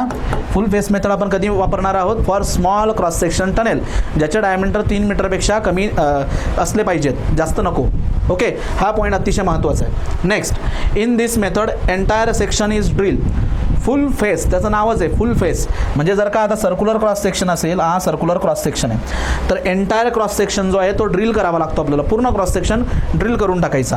हे बघा, अशा पद्धतीने आपण पूर्ण क्रॉस सेक्शन काय करणार आहोत, entire cross section is drill. वेगवेगळ्या पॅटर्नमध्ये पूर्ण क्रॉस सेक्शन आपण काय करणार आहोत, ड्रिल करून घ्या. Entire cross section is drill. The holes are loaded with explosive. Drilling झाल्यानंतर त्यांना काय खाली नाही सोडणार आपण, त्यांना काय करणार, विथ द एक्सप्लोजिव्ह आपण त्यांना लोड करणार. And explosive are discharge. Explosive are discharge ज्याला म्हणतात ब्लास्ट करणं, त्याला आपण ब्लास्ट करतोय. ओके, सगळ्यात आधी काय करायचं, पूर्ण क्रॉस सेक्शनला ड्रिल करा. त्यामध्ये चार्जिंग ऑपरेशन म्हणजे काय, एक्सप्लोजिव्ह फीडअप करून घ्या आणि ब्लास्टिंग करा. ओके, म्हणजे पूर्ण क्रॉस सेक्शन इथं काय होणार आपला, एकाच झटक्यात पूर्ण क्रॉस सेक्शन ब्रेक होणार. पूर्ण क्रॉस सेक्शन एकाच झटक्यात ब्रेक होणार, म्हणून याला आपण म्हणतो फुल फेस मेथड. ओके, याला काय म्हणतो आपण, फुल फेस मेथड. मित्रांनो, that is excavation is done mainly in 3 section. यावरती ऑब्जेक्टिव्ह क्वेश्चन जे आहेत एका वेगळ्या एक्झाममध्ये विचारला आहे, IAS मध्ये यावरती क्वेश्चन विचारला आहे. हा पॉईंट पण लक्षात घ्या की पूर्ण वर्क जे आहे याच्यामध्ये एक्सकॅव्हेशन वगैरे हे 3 स्टेपमध्ये होतं. 3 स्टेप म्हणजे काय, की ड्रिलिंग करा, ओके, पूर्ण सेक्शन ड्रिल करा, लोड करा आणि ब्लास्ट करा. Drill load blast, drill load blast अशा पद्धतीने. सो पूर्ण आपण जे आहे 3 सेक्शनमध्ये काम करत असतो. तर हा पॉईंट लक्षात असू द्या. फुल फेस मेथडमध्ये एक्सकॅव्हेशन किती पार्टमध्ये डिवाइड होतं, तर 3 सेक्शनमध्ये आपण ते डिवाइड करत असतो. लक्षात द्या. पुढे आणखी firstly excavation is done along the perimeter. Along the perimeter म्हणजे या केसमध्ये आपलं लक्षात येतं का तुम्हाला, मी तुम्हाला कट शॉट, इजर्स आणि ट्रिमर्स या सगळ्या गोष्टी मी तुम्हाला सांगितल्या होत्या. मात्र फुल फेस मेथडमध्ये सगळ्यात आधी कोणते ब्लास्ट करायचे आहेत, आपल्याला कोणते होल ब्लास्ट करायचे आहेत, जे पेरिमीटरला होल आहेत ते आपल्याला ब्लास्ट करायचे. स्टेजेस ऑफ ब्लास्टिंग असते का नाही, तर सगळ्यात आधी पेरिमीटरचे जे होल आहेत ते आपण ब्लास्ट करणार आणि तसं मध्ये मध्ये मध्ये ब्लास्ट करत येणार. कंप्लीट क्रॉस सेक्शन आपण ब्लास्ट करणार आहोत. सो हा पॉईंट सुद्धा महत्त्वाचा आहे की या मेथडमध्ये सगळ्यात आधी पेरिमीटरचा पोर्शन जो आहे तो आपण एक्सकॅव्हेट करत असतो. पेरिमीटर. पुढे in this method whole section is attack at one time. Okay, whole section. आता काही विद्यार्थी असाही प्रश्न विचारू शकतील, सर तुम्ही आताच म्हटले की आधी पेरिमीटरचा पार्ट ब्रेक करा, नंतर मध्ये आणि नंतरमध्ये, मग तुम्ही इथं टाईम घेताय आणि एक वेळेस असंही म्हणताय whole section is attack at one times. मित्रांनो, ब्लास्टिंग करत असताना त्यामध्ये थोडं थोडं अंतर सोडावं लागतं. ते किती असतं, मिनटाचं. जर का पहिल्यांदा तुम्ही पेरिमीटरला ब्लास्टिंग केली, जर सपोज 1 मिनटापर्यंतचा वेळ घ्या आणि लगेच ब्लास्ट करा बाकीचे होल, परत मिनटानंतर परत ब्लास्ट करा. 1-2 मिनटाचा अंतर आपण ठेवतो आणि सगळा क्रॉस सेक्शन आपण एकाच वेळेला ब्लास्ट करतो. इथं असं नाही होत की अर्धा पोर्शन आधी एक्सकॅव्हेट करून घ्यायचा, तिथलं मकिंग ऑपरेशन झालं आणि मग नंतर एक्सकॅव्हेट करायचा बाकीचा, असं नाही. आधी पूर्ण क्रॉस सेक्शन आपण ब्लास्ट करून घेतो आणि मगच आपण व्हेंटिलेशन, डस्ट कंट्रोल किंवा मकिंग ऑपरेशन करतो. हे लक्षात घ्या. So in this method whole section is attack at one time. Next, this method is increase the progress of work. या मेथडमुळे काम खूप फास्ट होत असतं. का बरं फास्ट होत आहे, कारण पूर्णच्या पूर्ण क्रॉस सेक्शन आपण एकाच वेळेला ब्रेक करतोय. तसं ड्रिफ्ट मेथडमध्ये किंवा हेडिंग अँड बेंच मेथडमध्ये नाही होत. तिथं पर्टिक्युलर एक पार्ट आधी आपल्याला एक्सकॅव्हेट करावा लागतो, त्या पार्टचं मकिंग ऑपरेशन आपल्याला परफॉर्म करावं लागतं, त्या पार्टला आपल्याला टिम्बरिंग प्रोव्हाइड करायची असते आणि नंतर रिमेनिंग पार्ट आपण ब्लास्ट करत असतो. इथं मात्र असं नाही. इथं पूर्णच्या पूर्ण क्रॉस सेक्शन ब्लास्ट करतोय, मकिंग ऑपरेशन करणार, लगेच त्याला सपोर्ट प्रोव्हाइड करणार, पुढचा क्रॉस सेक्शन ब्लास्ट करणार, मकिंग करणार, परत सपोर्ट प्रोव्हाइड करणार. म्हणजे काम जे आहे खूप फास्ट होतं आहे आपल्या इथं, हे लक्षात घ्या. So in this method is increase the progress of work. Next, mucking track laid down once can use for full operation. Mucking track लक्षात घ्या. What is the mucking track? तुम्ही बघितले असणार, रेल्वेचे जसे ट्रॅक असतात का नाही, ज्याला आपण रेल्स म्हणतो, तसे तुम्ही टनेलिंग करत असताना हे ट्रॅक टाकलेले असतात. कशासाठी? मकिंग ऑपरेशनसाठी. आताच मी तुम्हाला म्हटलं की मध्ये 1-1, 2-2, 3-3 किलोमीटरपर्यंत टनेल असतो. मग एवढ्या आतमधून जर का आपल्याला मक बाहेर काढायचं असेल तर आपल्याला लॉंग डिस्टन्सवरती मकिंग ट्रॅक टाकावा लागतो. रेल्वे ट्रॅकसारखा असतो तो. आणि त्यामध्ये मक एकदा लोड केला का त्याला आपण काय करत असतो, ती जे बकेट असते त्या बकेटला किंवा त्याला वेगन म्हणतात, त्या वेगनला आपण बाहेर घेऊन येत असतो. त्याची सुद्धा मेथड आहे, ते आपण पुढे बघणारच मकिंग ऑपरेशनमध्ये. सो मकिंग ट्रॅक जो आपण टाकणार आहोत, जो ट्रॅक आपण एकदा टाकलेला आहे त्याच ट्रॅकला आपण कंटिन्यू करतो. इतर ट्रॅकला शिफ्ट करावं लागत नाही. पुढच्या काही मेथड्स आहेत ज्यामध्ये मकिंग ट्रॅकला कंटिन्युअसली आपल्याला शिफ्ट करावं लागत असतं. फुल फेस मेथडमध्ये शिफ्ट करायची गरज नाही. मकिंग ट्रॅक एकदा टाकला का त्याच मकिंग ट्रॅकवरून सगळं मकिंग ऑपरेशन आपण परफॉर्म करत असतो. Okay. It is easy method, required less time for completion of work. इथंच आपण बघितलं की यामध्ये वर्क जे आहे, प्रोग्रेस ऑफ वर्क जे आहे ते फास्ट होतं. सो टाईम ऑफ कन्स्ट्रक्शन कमी लागणार आहे. So it requires less time for the completion of work. But this method has some limitations. या मेथडचे लिमिटेशन काय आहे की in case of unstable rock आहे पण अनस्टेबल रॉक आहेत. अनस्टेबल रॉकचा अर्थ असा आहे की एक ब्लास्ट जर केला तर बराचसा पार्ट जो ढासळून येतो खाली, अनस्टेबल येतो. ऑलरेडी त्यामध्ये वॉइड्स आहेत, वीक पार्ट आहेत, त्यामध्ये वीक स्पॉट आहेत त्या रॉकमध्ये. सो तशा रॉकमध्ये आपण ही मेथड वापरू शकत नाही. In case of unstable rock this method is not suitable. Unstable rock this method is not suitable. कारण जर का रॉक म्हणजे पूर्ण सराउंडिंग रॉकचाही विचार केला जातो ना, तो जर अनस्टेबल असेल आणि तुम्ही त्यात ब्लास्टिंग करताय आणि झालं काय की पूर्णच्या पूर्ण रॉकच जर कोसळला तर मग काय होणार की पर्टिक्युलर क्रॉस सेक्शन तर भेटणारच नाही, उलट तो क्रॉस सेक्शन बुजला जाईल. त्यामुळे जर का साऊंड रॉक असेल, हार्ड रॉक असेल तर तिथं आपण फुल फेस मेथड वापरणार आहोत. कारण या मेथडमध्ये कंप्लीट क्रॉस सेक्शन आपण एकाच वेळेला ब्लास्ट करतोय, हे लक्षात घ्या. एका वेळेला आपण ब्लास्ट करतोय म्हणजे विचार करताय का तुम्ही किती एक्सप्लोजिव्ह आपण त्यात फीडअप करणार आहोत. वन टाईमला. इथं टप्प्याटप्प्याने काम नाही करत आहे आपण, वन टाईमला आपण काम करतोय. एकाच वेळेला आपण सगळे एक्सप्लोजिव्ह जे आहेत फोडणार आहोत वन बाय वन. ओके, काही काही मिनिटाच्या अंतराने. आणि जर का अनस्टेबल रॉक असेल तर त्या केसमध्ये तो पूर्णच्या पूर्ण रॉक आपल्या टनेलमध्ये पडू शकतो. त्यामुळे अनस्टेबल रॉकमध्ये ही मेथड वापरली जात नाही. हे त्याचं एक लिमिटेशन आहे. तर मित्रांनो, ही झाली फुल फेस मेथड. अतिशय इझी आणि सोपी मेथड आहे. काय केलं जातं आहे बघा, परत लक्षात घ्या. एकदा मी त्याला परत रिवाईज करतो. व्हिडिओला पॉज करायचं आणि लिहून घ्यायचं याचे महत्त्वाचे पॉईंट. ही मेथड स्मॉल टनेलमध्ये वापरली जाते ज्याचे डायमेन्शन अप टू 3 मीटर आहेत. ओके, अशा टनेलमध्ये. त्यानंतर या मेथडमध्ये होणारं जे वर्क आहे ते 3 स्टेजमध्ये किंवा 3 सेक्शनमध्ये केलं जातं. सगळ्यात आधी काय करायचं, पूर्ण सेक्शनला ड्रिल करून घ्या. नंतर त्याच्यात जे एक्सप्लोजिव्ह आहे त्याच्यात फीडअप करा, चार्जिंग करा आणि त्याला काय करा, अनचार्ज करा, डिस्चार्ज करा. डिस्चार्ज म्हणजे काय, त्याला ब्लास्ट करून टाका. या 3 सेक्शनमध्ये आपण हे पूर्ण काम करत असतो. त्यासोबतच पहिल्यांदा ब्लास्टिंग करताना मात्र अलॉंग द पेरिमीटर करायचं आणि सायमल्टेनियसली पूर्ण सेक्शन जो याच्यामध्ये अटॅक करतो आपण, पूर्ण क्रॉस सेक्शन आपण ब्रेक करतो. सो त्यामुळे काय होतं की काम लवकर होतं. So increase the progress of work आणि टाईम जो आहे तो कमी लागत असतो.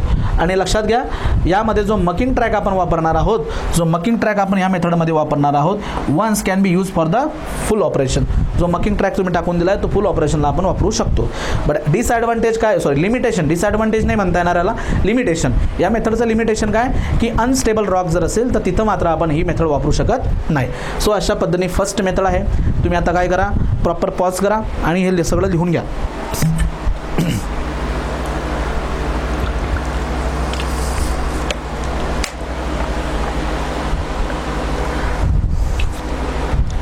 फुल फेस मेथड. ओके,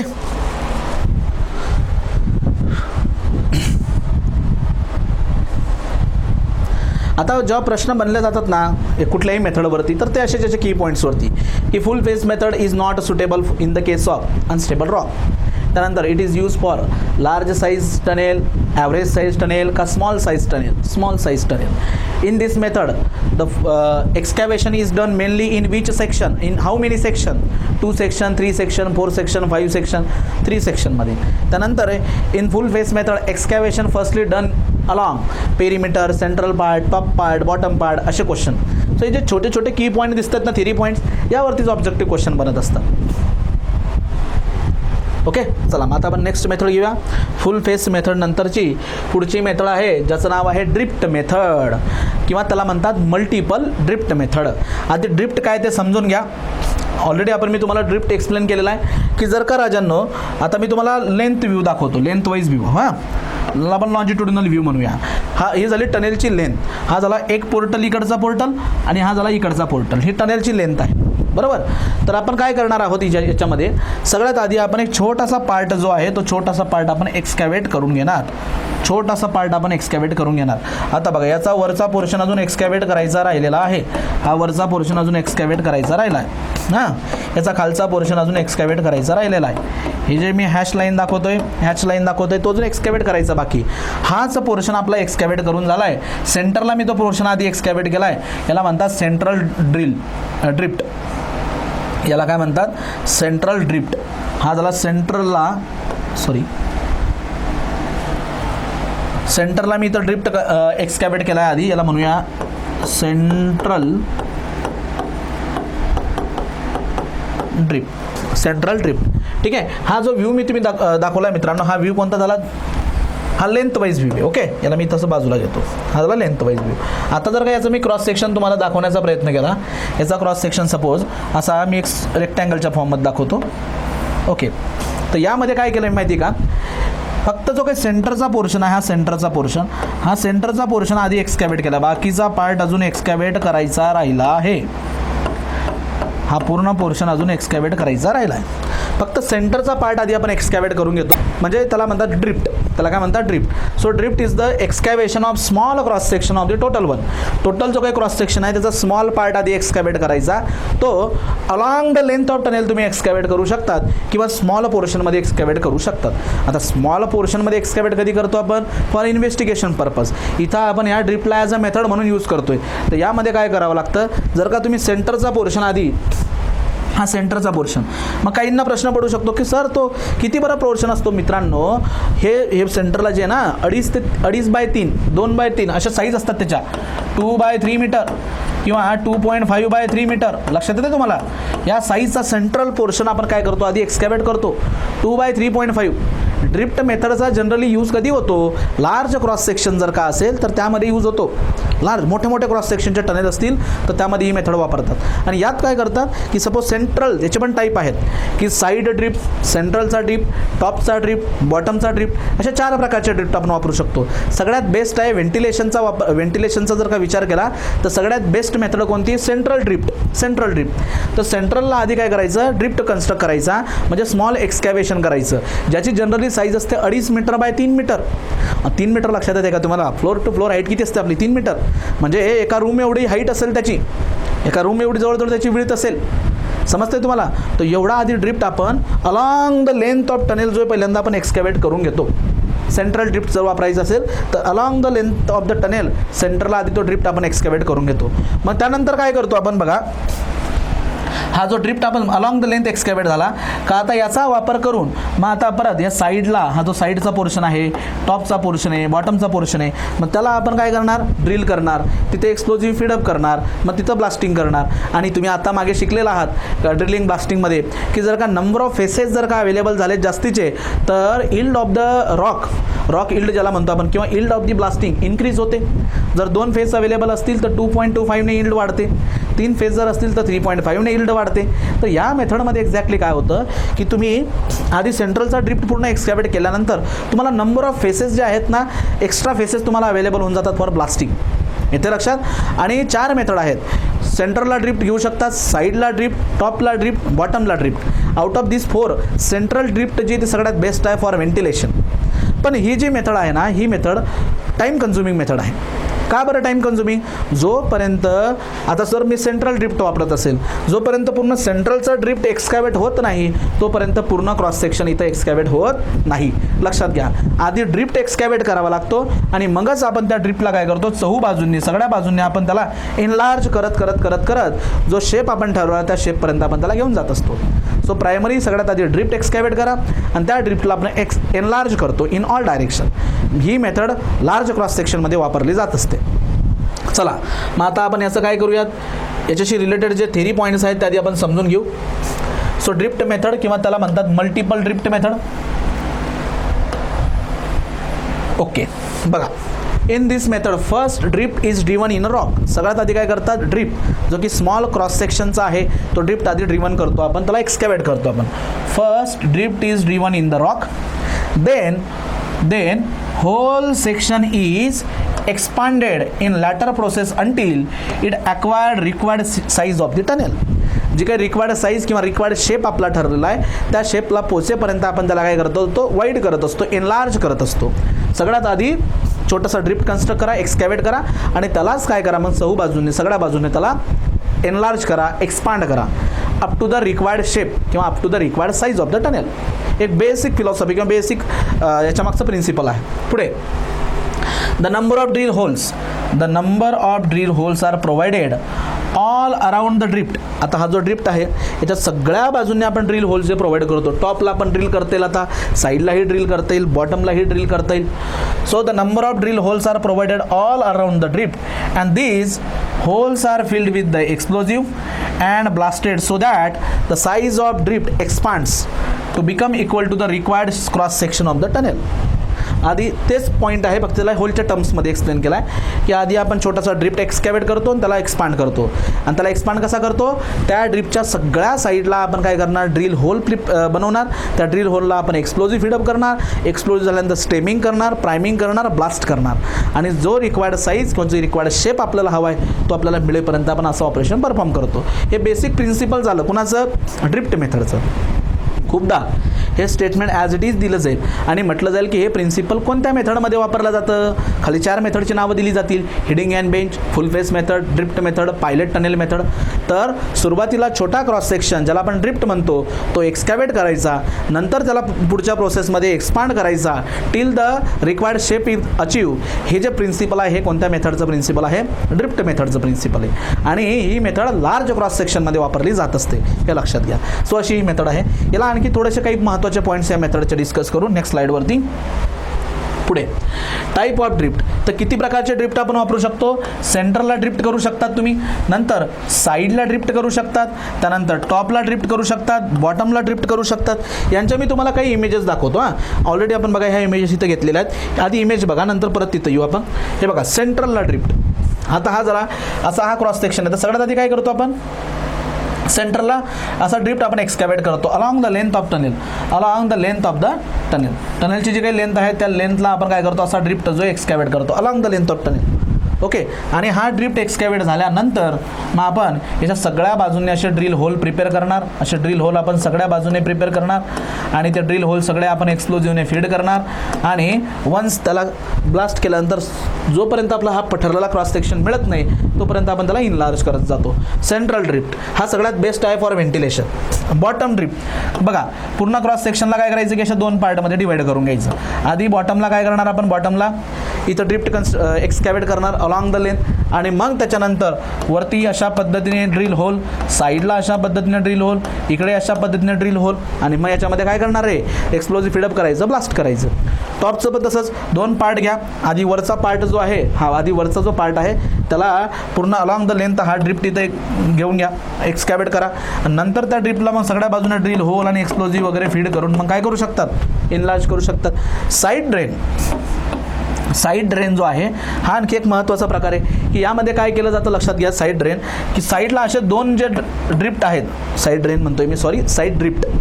तर साईडला दोन इक्वल ड्रिफ्ट जे साईडला काय केलं जातं? एक्सकॅव्हेट केले जातात अलॉंग द लेंथ, आणि मग यांना अशा पद्धतीने एनलार्ज करत येतो आपण. एकदा हे साईडला झाले का नंतर हा रूफचा पोर्शन आपण एक्सकॅव्हेट करतो, आणि नंतर हा बॉटमचा पोर्शन जो आहे तो आपण एक्सकॅव्हेट करतो, आणि नंतर मधला पोर्शन आपण एक्सकॅव्हेट करत असतो. आता यांच्या मी तुम्हाला काही ॲक्च्युअल इमेज दाखवतो बरं का. गुगलवरून घेतलेला मी काही ॲक्च्युअल इमेज तुम्हाला यांच्या दाखवतो. आधी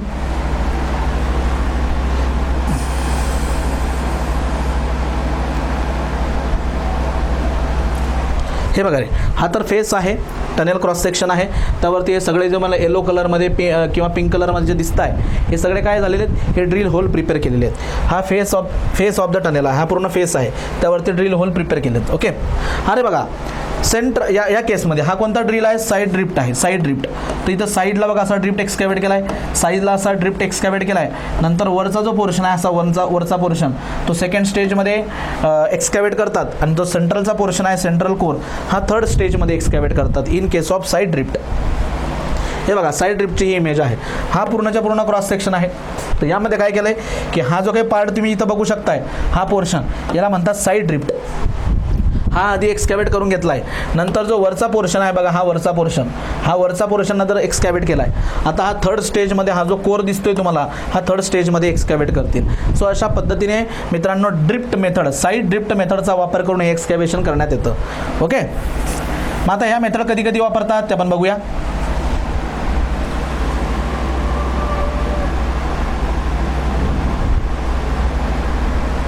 बघा, सो सेंट्रल या चारपैकी तुम्ही रिक्वायरमेंटप्रमाणे कोणताही यूज करू शकतात.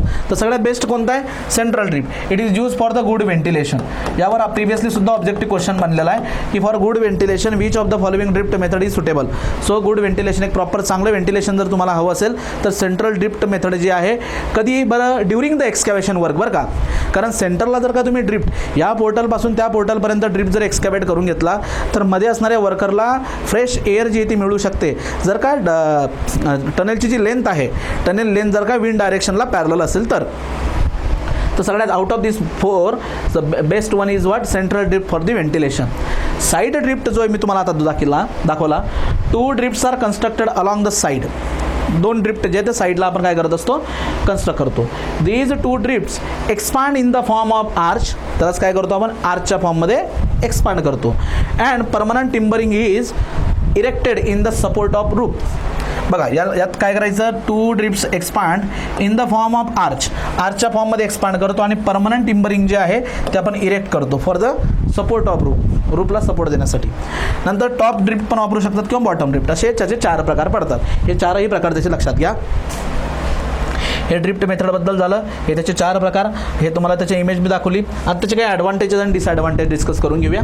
बघा ॲडव्हान्टेज काय की this method provides the good ventilation for worker. आणि त्यात आणखी सगळ्यात बेस्ट कोणता सेंट्रल ड्रिफ्ट. नंतर quantity of explosive required is reduced. का बरं, कोण सांगेल मला बघा. Quantity of explosive required is reduce. का बरं एक्सप्लोजिव्हची क्वांटिटी रिड्यूस होते? बिकॉज या केसमध्ये number of faces for attack increase होतात.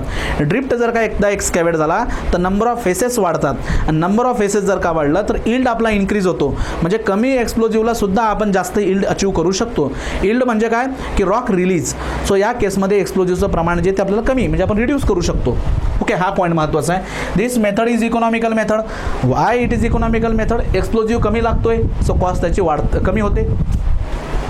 Support platform is not required. या केसमध्ये सपोर्ट प्लॅटफॉर्मची पण गरज नाही, जे की पुढे लागेल.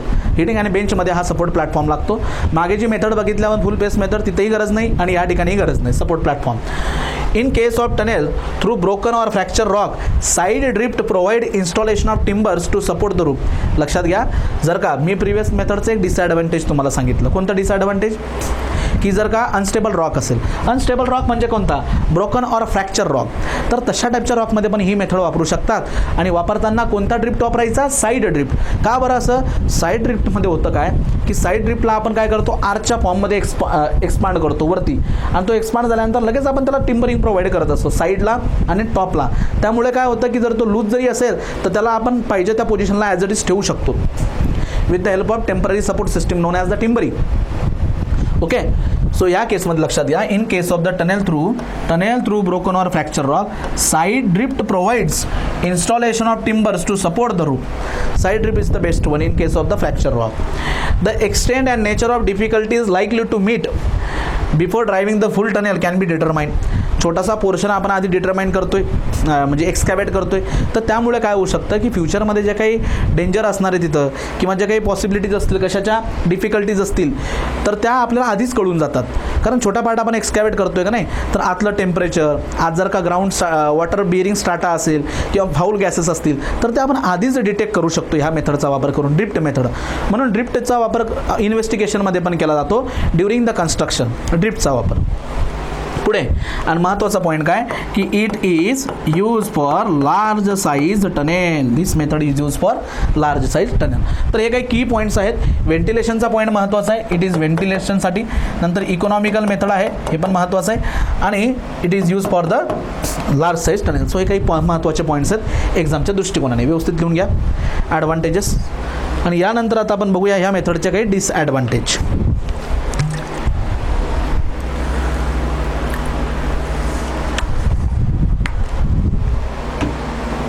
ओके, आता बघा, this method requires more time of construction because याला जास्त वेळ लागतो. प्रिव्हियस मेथड जी आहे फुल फेस मेथड त्याला कमी टाईम लागतो, कारण फुल फेस आपण एकाच वेळेला अटॅक करतो. इथं मात्र काय आहे की जोपर्यंत तुमचा ड्रिफ्ट एक्सकॅव्हेट होत नाही पूर्ण तोपर्यंत आपण त्याला एनलार्ज करता येत नाही, म्हणजे फुल सेक्शन आपल्याला मिळत नाही तोपर्यंत. आणि जोपर्यंत पूर्ण सेक्शन आपल्याला मिळत नाही तोपर्यंत आपण बाकीच्या गोष्टी ज्या जसं की सपोर्ट प्रोव्हाइड करणं, मकिंग ऑपरेशन म्हणा किंवा टनेलिंगची लाईनिंग म्हणा, ह्या सगळ्या गोष्टी नाही ना करू शकत. इथं आधी सगळ्यात पहिल्यांदा आपल्याला पूर्ण ड्रिफ्ट एक्सकॅव्हेट करावा लागतो. This method requires more time of construction because enlargement cannot be started till completion of drift. जोपर्यंत ड्रिफ्ट कंप्लीट होत नाही तोपर्यंत आपण एनलार्जमेंट त्याचं स्टार्ट करू शकत नाही. So it is time consuming method. Cost of drilling and handling of muck in small drift is high. छोट्याशा ड्रिफ्टमध्ये ओव्हरऑल कॉस्ट त्याची कमी असते, पण छोट्याशा ड्रिफ्टमध्ये जेव्हा आपण ते मक हँडल करत असतो त्याची कॉस्ट वाढते. काही विद्यार्थ्यांना वाटेल की असं का बरं? मित्रांनो लक्षात घ्या, याच्यामध्ये काय करावं लागतं की जो मकिंग ट्रॅक आहे तो कंटिन्युअसली शिफ्ट करावा लागतो. आता बघा, सेंट्रल ड्रिफ्ट जेव्हा तुम्ही एक्सकॅव्हेट करणार त्यावेळेस मकिंग ट्रॅक जो आहे तो इथं ठेवावा लागेल आपल्याला. त्या ठिकाणी मकिंग ट्रॅक असेल आपला पूर्ण लेंथसाठी, जेवढे मकिंग ऑपरेशन असेल त्यासाठी हा ट्रॅक मी यूज करेन. पण ज्या वेळेला तुम्ही एनलार्जमेंट करणार, सगळ्या बाजूंनी एनलार्जमेंट आता करणार, तर तो मकिंग ट्रॅक आपल्याला काढून घ्यावा लागेल. तो मकिंग ट्रॅक तिथून काढून घ्यावा लागेल आणि मग जर का एनलार्जमेंट तुम्ही बॉटमपर्यंत आला तर मकिंग ट्रॅक इथं ठेवावा लागेल परत. सो ह्या केसमध्ये काय होतं, इथं पण टॉपचा पोर्शन जर तुम्ही एक्सकॅव्हेट करताय तर इथं मकिंग ट्रॅक असेल. नंतर जेव्हा एनलार्जमेंट करणार तो मकिंग ट्रॅक परत शिफ्ट करावा लागतो. तर यामुळे काय होतं की कॉस्ट ऑफ कन्स्ट्रक्शन जी आपली ती वाढत चालते. तर हाही एक त्याचा डिसएडव्हान्टेज आहे की स्मॉल ड्रिफ्टमध्ये जेव्हा तुम्ही एक्सकॅव्हेशन करतात तेव्हा तिची कॉस्ट जी ती वाढत जाते. So cost of drilling and handling of muck in small drift is high because mucking track is continuously shifted. Next, driving work can not be carried continuously. यामध्ये टनेल ड्रायव्हिंग वर्क जे आहे किंवा tunnel driven करण्याचं जे work आहे, tunnel एक्सकॅव्हेशन, हे continuously होत नाही आहे जसं फुल फेसमध्ये होतं. फुल फेसमध्ये आपण कंप्लीट क्रॉस सेक्शनला एकाच वेळेला अटॅक करतो का नाही, तर त्यामुळे बाकीच्या ॲक्टिव्हिटीज करता येतात आपल्याला. इथं असं होत नाही. इथं आधी ड्रिफ्ट एक्सकॅव्हेट करावा लागतो आणि नंतर त्याला एनलार्ज करावं लागत असतं. ओके, सो अशा पद्धतीने मित्रांनो ही ड्रिफ्ट मेथड आहे. सो आता आपण इथं थांबूया. या व्हिडिओ लेक्चरमध्ये आपण 2 मेथड डिस्कस केल्यात, फुल फेस मेथड आणि ड्रिफ्ट मेथड. ज्या रिमेनिंग मेथड्स आहेत किंवा रिमेनिंग पोर्शन जो आहे तो नेक्स्ट व्हिडिओ लेक्चरमध्ये आपण डिस्कस करूया. काही जर तुम्हाला कळलं नसेल तर तुम्ही मला विचारू शकतात. असाच गोष्टी बघा, अशाच पार्ट आहेत मित्रांनो. हे सब्जेक्ट जे असतात हे काही आपले स्ट्रक्चरच्या सब्जेक्टसारखे नाही आहेत की तुम्ही एखादी टास्क करावी आणि ते सॉल्व करावी. मला माहिती आहे आपला इंजिनियर विद्यार्थ्यांचा ॲनालिटिकल ब्रेन हा खूप चांगला काम करत असतो. तर त्यामुळे जर तुम्हाला काही टास्क दिली ना करायला तर त्यात मजा पण येते. पण हे सब्जेक्ट पूर्ण थेरॉटिकल सब्जेक्ट आहेत. तर याला आपल्याला जास्तीत जास्त पाठांतर खूप महत्त्वाचं आहे. एकदा मेथड समजून घेतल्यानंतर त्याचे जे काही की पॉईंट्स आहेत, ॲडव्हान्टेज असतील, डिसॲडव्हान्टेज असतील किंवा काही प्रॉपर्टीज असतील, त्या डायरेक्टली पाठ करून टाकायचे आहेत. येतं लक्षात तुम्हाला? ओके, चला भेटूया नेक्स्ट व्हिडिओ लेक्चरमध्ये. थँक्यू.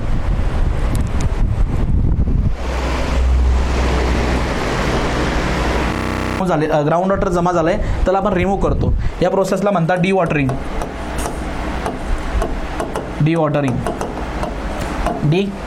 ओके, आता मकिंग ऑपरेशन झालं, डी वॉटरिंग झालं. आता लगेच काय करणार आहोत आपण, जी सराउंडिंग सॉईल आहे टॉप किंवा बॉटम यांना एक प्रकारचा आपण टेम्पररी सपोर्ट प्रोव्हाइड करणार. त्याला टिम्बरिंग म्हटलं जातं. हार्ड रॉक जरी सेल्फ सपोर्टिव्ह असला, आधीच मी डिस्कस केलं आहे, हार्ड रॉक जरी सेल्फ सपोर्टिव्ह असला तरी आपण तिथं टिम्बरिंग वापरतो. लेस टिम्बरिंग लागते आपल्याला compare to the soft soil, पण टिम्बरिंग आपण वापरतो. सेफ्टीच्या पॉईंट ऑफ व्ह्यूने आपल्याला गरजेची ती. तर त्यामुळे timbering and support erection for रूप अँड साईड्स. रूपला आणि साईड्सला आपण काय करतोय, टेम्पररी फॉर्ममध्ये सपोर्ट प्रोव्हाइड करतो. त्यानंतरचं ऑपरेशन काय की प्लेसमेंट ऑफ रेनफोर्सिंग स्टील. आता मला कॉन्क्रीटची लाइनिंग प्रोव्हाइड करायची. लाइनिंग म्हणजे एक फायनल फिनिश किंवा परमनंट टाईपचा सपोर्ट असतो. तर आता कोणती लाइनिंग प्रोव्हाइड करतोय मी, सपोज RCC लाइनिंग मी प्रोव्हाइड करतोय. तर त्यासाठी मला काय करावं लागेल, आधी रेनफोर्सिंग स्टील जो आहे तो मला प्लेस करावा लागेल आणि नंतर मी with the help of pressurise air किंवा प्रेशराइज पंप तिथं काय करणार, मी ग्राउटिंग करणार. Okay, finally placing of concrete lining. शेवटी आपण काय करतो तिथं की कॉन्क्रीटची लाइनिंग प्लेस करत असतो. मग आता हे जे येत नाही हे सगळे युनिट आहेत रे. मकिंग जे आहे ना सेपरेट युनिट आहे. मकिंगमध्ये मी तुम्हाला शिकवेल की मकिंग ऑपरेशन कसं केलं जातं. त्यासोबतच टिम्बरिंग टेम्पररी फॉर्ममध्ये जो सपोर्ट असतो तो कसा प्रोव्हाइड करायचा किंवा परमनंट लाइनिंग कशी करायची, हे सगळे सेपरेट युनिट आहेत. तर हे युनिट आपण डिस्कस करणारच आहोत. टनेलिंग मेथड नंतर हे युनिट आपल्याला बघायचेच आहेत. पण ऑपरेशन लक्षात येते का तुम्हाला? सो सगळ्या गोष्टी ज्या आहेत मित्रांनो आपण इथं शिकलोय. बघा, सगळ्यात आधी काय करायचं आहे की टनेलचं सेटिंग अप करायचं आहे. म्हणजे जो क्रॉस सेक्शन ठरला आहे तो क्रॉस सेक्शन मार्क करा. नंतर ड्रिलिंग करा. ड्रिलिंग करताना आता ड्रिलिंगचे पॅटर्न तुमच्या लक्षात आले, ड्रिलिंगचे टाईप्स तुम्हाला समजले, बेसिक तर कळलं ना तुम्हाला. मग आता जेव्हा तुम्ही साईटवरती ॲक्च्युअल काम करायला जाणार आणि तुम्हाला म्हटलं की बाबा व्ही टाईपचं ड्रिलिंग आपल्याला करायचं आहे, तर साईटवर गेल्यानंतर मिनिमम तुम्हाला समजेल ना की व्ही टाईपचा ड्रिलिंग कसा असतो. किंवा जर का वेज टाईप करायचं असेल तर वेज टाईपचं लिमिटेशन काय आहे, वेज टाईपचा ॲपेक्स अँगल किती असतो, ह्या गोष्टी तर कळतील ना तुम्हाला. म्हणजे बेसिक तर लक्षात येते का नाही तुमच्या. मग ड्रिलिंग आपण काय करतो, वेगवेगळ्या टाईपची ड्रिलिंग, वेगळ्या पॅटर्नची ड्रिलिंग आपण तिथं करणार. त्यानंतर जो काही एक्सप्लोजिव्ह आहे तो फीडअप करणार, म्हणजे आपण त्या होलला चार्ज करणार आणि with the help of electric priming method सगळ्यात बेस्ट आहे. इलेक्ट्रिक प्रायमिंग मेथडचा वापर करून आपण ब्लास्ट करणार. ब्लास्ट झाल्या लगेच आपण मग याला जाणार नाही किंवा मकिंग ऑपरेशन परफॉर्म नाही करणार. तर प्रॉपर व्हेंटिलेशनच्या मदतीने तिथं असणारा जो काही गॅस आहे तो गॅस रिमूव्ह करणार आणि जे डस्ट पार्टिकल आहेत ते सुद्धा आपण तिथून रिमूव्ह करणार. त्यानंतर आपण मकिंग ऑपरेशन परफॉर्म करणार. मक म्हणजे काय, एक्सकॅव्हेटेड मटेरियलला आपण मक म्हणतो. त्या मकला बाहेर टाकणं म्हणजे मकिंग ऑपरेशन. त्यासोबतच जर का तिथं वॉटर पर्क्युलेट झालं असेल तर त्या वॉटरची आपण डिवॉटरिंग करतो. आणि मग आपण काय करणार आहोत की सपोर्टिंग सॉईलला टिम्बरिंग प्रोव्हाइड करणार. नंतर सपोर्ट देणार, एक छोटासा म्हणजे टेम्पररी सपोर्ट देणार, स्टील प्लेस करणार आणि फायनल त्याला आपण कॉन्क्रीटची लाइनिंग प्रोव्हाइड करणार. तर अशा पद्धतीने मित्रांनो हे सिक्वेन्स ऑफ ऑपरेशन होत असतं. हे सिक्वेन्स ऑफ ऑपरेशन अतिशय महत्त्वाचं आहे. 1 बाय 1 ह्या सगळ्या गोष्टी मी तुम्हाला आता शिकवणारच आहे. पण हे सिक्वेन्स ऑफ ऑपरेशन लक्षात दे की कशानंतर काय केलं जातं. तिथं 4 ऑपरेशन देत असताना किंवा 4 ऑप्शन देत असताना ह्या गोष्टी खालीवरती केलेल्या असतात. म्हणजे आधी मकिंग देतील आणि मग त्याच्यानंतर ड्रिलिंग देतील, मग कुठे मध्ये जरी टनेल लाइनिंग देऊन टाकतील आणि नंतर काय करतील की लोडिंग ऑफ होल म्हणतील. मग अशा इकडे तिकडे गोष्टी केलेल्या असतात. तर आपल्याला काय करायचं असतं की त्यांचा प्रॉपर सिक्वेन्स लावायचा असतो. असा 2 मार्काला एक क्वेश्चन इथं फ्रेम होत असतो, तो लक्षात घ्या. आधी हे sequence of operation tunnelling in hard rock हे लिहून घ्या राजांनो.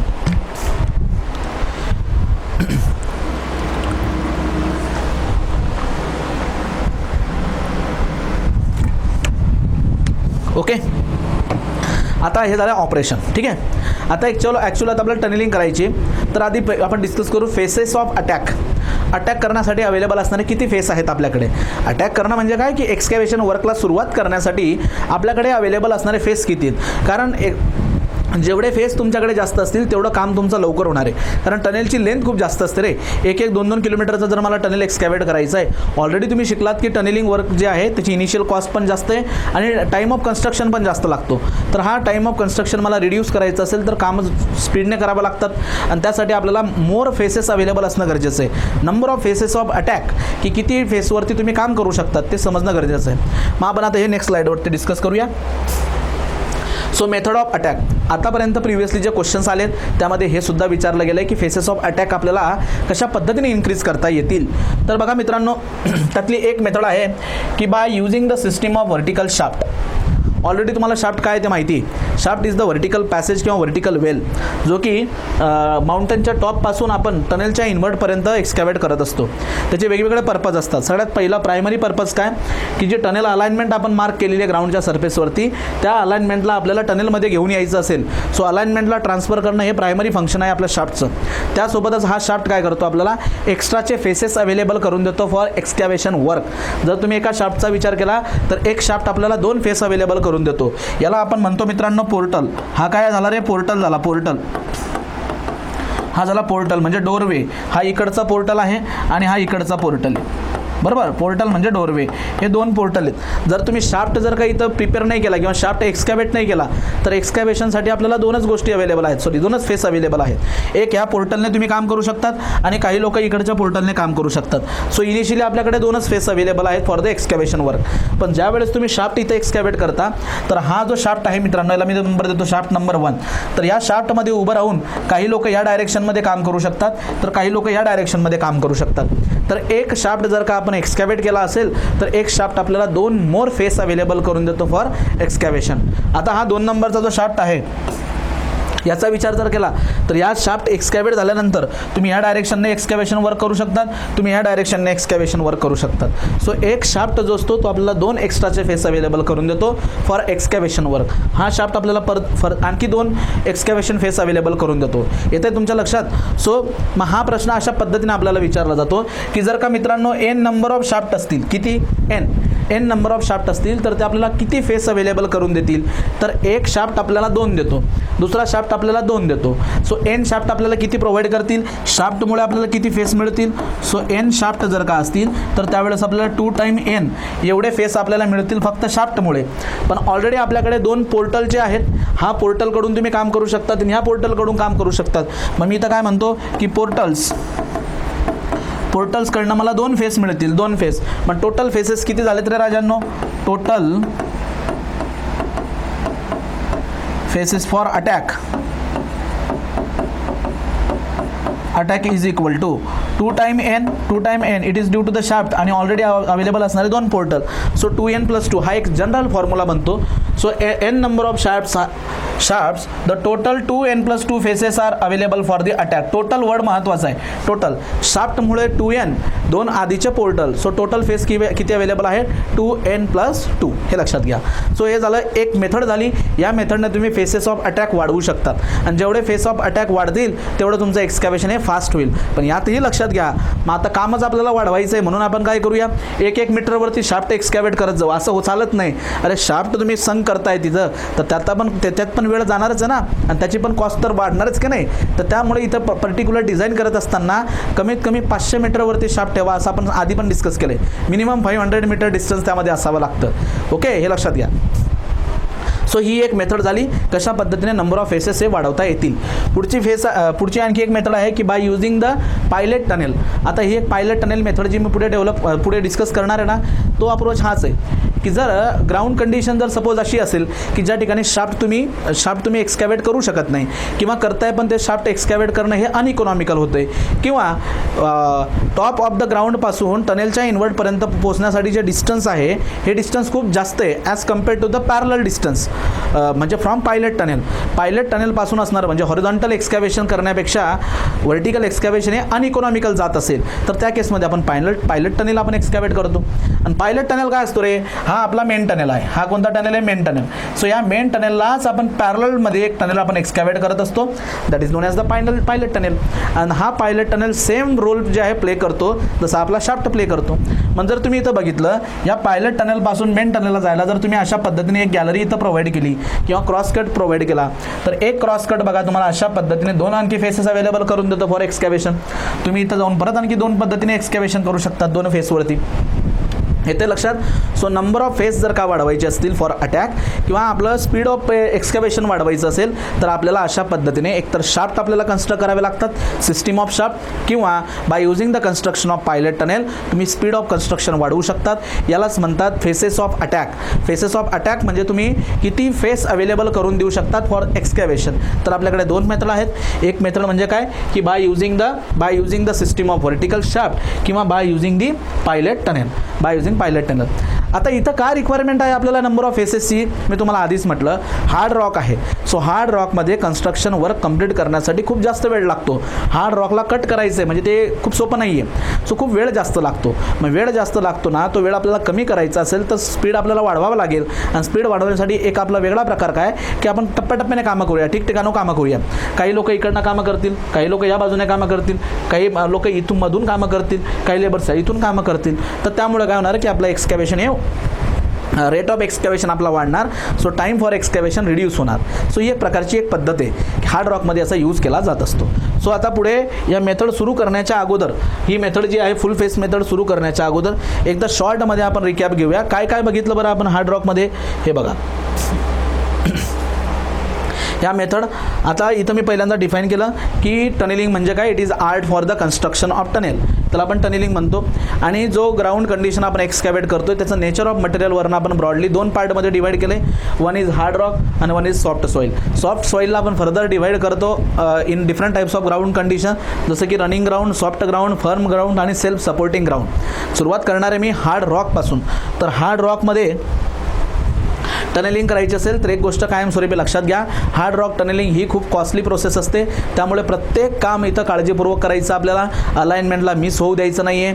क्रॉस सेक्शन जो आहे तो क्रॉस सेक्शन पण आपल्याला बरोबर जो शेप दिला आहे त्या शेपमध्येच आपल्याला एक्सकॅव्हेट करायचं आहे. ओव्हर कटिंग करायचं नाही आहे किंवा अलाइनमेंटला मिस करायचं नाही. त्यामुळे काय होणार आहे की टाईम तर वाढेलच, टाईम तर जाणारच, त्यासोबत कॉस्ट पण आपली वाढेल. तर ह्या गोष्टी लक्षात घ्यायच्या. खूप काळजीपूर्वक काम आपल्याला इथं करावं लागतं. पुढे की हे वर्क करत असताना सिक्वेन्स ऑफ ऑपरेशन काय असेल तर सुरुवातीला आपण सेटिंग अप करतो, म्हणजे क्रॉस सेक्शन आपण प्लॉट करून घेतो, त्यावरती ड्रिलिंग करतो. ड्रिलिंग झाल्यानंतर आपण ते होल जे आहेत ते लोड करतो, त्याला ब्लास्ट करतो. प्रॉपर व्हेंटिलेशनच्या मदतीने आपण गॅस रिमूव्ह करतो, डस्ट कंट्रोल करतो. नंतर आपण मकिंग ऑपरेशन परफॉर्म करतो. वॉटर जर का असेल त्याची डिवॉटरिंग करून घेतो. साईडला आणि रूपला एक प्रकारचं सपोर्ट आपण प्रोव्हाइड करतो, त्याला टिम्बरिंग म्हणतात. नंतर आपण स्टीलची रेन्फोर्समेंट प्लेस करतो, त्याला ग्राउटिंग करतो आणि फायनली आपण कॉन्क्रीटची लाइनिंग जी ती प्लेस करत असतो. हा झाला सिक्वेन्स ऑफ ऑपरेशन. काम खूप स्लो होणार आहे, त्यामुळे आपण नंबर ऑफ फेसेस वाढवण्याचा प्रयत्न करतो. त्यामध्ये एक मेथड आहे की by using the system of vertical shaft तुम्ही काय करू शकतात, number of faces for the attack वाढवू शकतात. आणि दुसरी काय आहे की by using the pilot tunnel सुद्धा तुम्ही number of faces for the attack increase करू शकतात. तर तुम्ही मित्रांनो हे लिहून घ्या आणि हे डायग्राम सुद्धा काढून घ्या. Method of attack.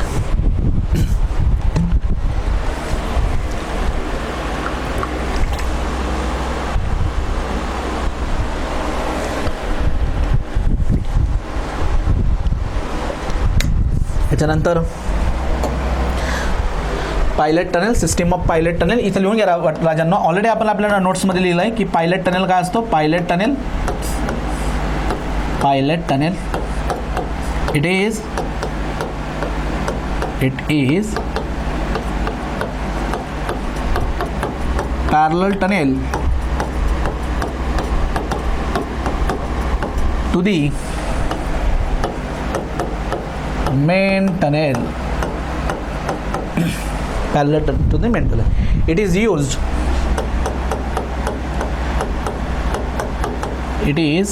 used or constructed when construction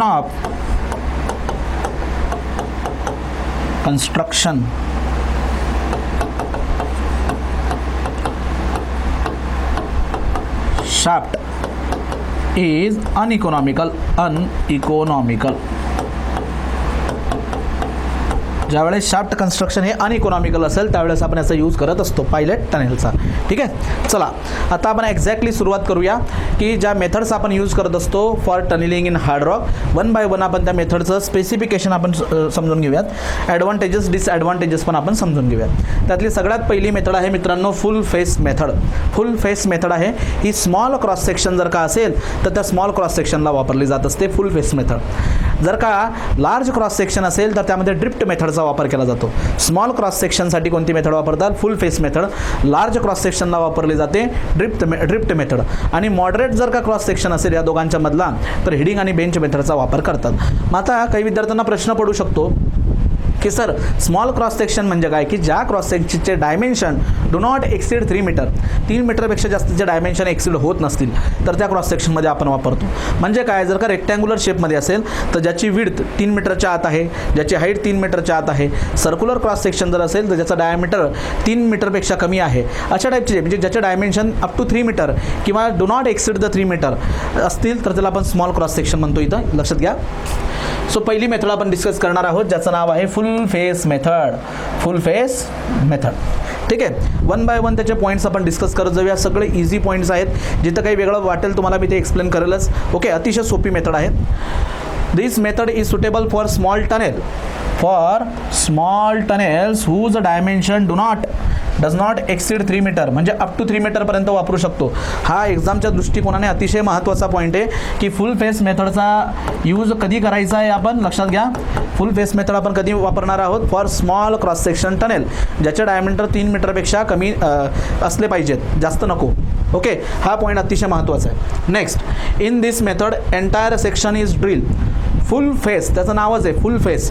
म्हणजे जर का आता सर्क्युलर क्रॉस सेक्शन असेल, हा सर्क्युलर क्रॉस सेक्शन आहे, तर एंटायर क्रॉस सेक्शन जो आहे तो ड्रिल करावा लागतो आपल्याला. पूर्ण क्रॉस सेक्शन ड्रिल करून टाकायचा. हे बघा, अशा पद्धतीने आपण पूर्ण क्रॉस सेक्शन काय करणार आहोत?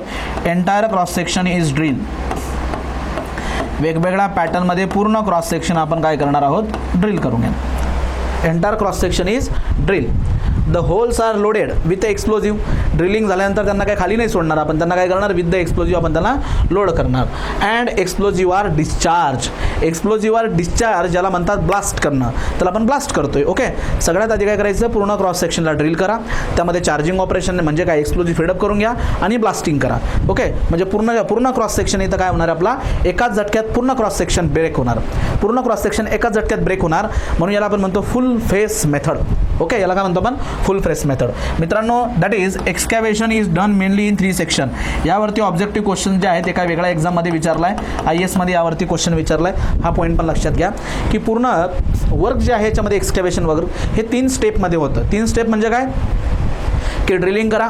ओके, पूर्ण सेक्शन ड्रिल करा, लोड करा आणि ब्लास्ट करा. Drill load blast, drill load blast, अशा पद्धतीने.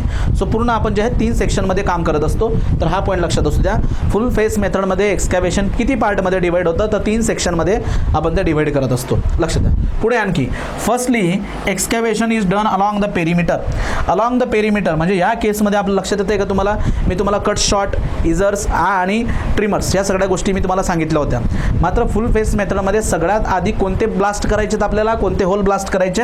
जे पेरिमीटरला होल आहेत ते आपल्याला ब्लास्ट करायचे. स्टेजेस ऑफ ब्लास्टिंग असते का नाही? तर सगळ्यात आधी पेरिमीटरचे जे होल आहेत ते आपण ब्लास्ट करणार आणि तसं मध्ये मध्ये मध्ये ब्लास्ट करत येणार. कंप्लीट क्रॉस सेक्शन आपण ब्लास्ट करणार आहोत. सो हा पॉईंट सुद्धा महत्त्वाचा आहे की या मेथडमध्ये सगळ्यात आधी पेरिमीटरचा पोर्शन जो आहे तो आपण एक्सकॅव्हेट करत असतो. पेरिमीटर.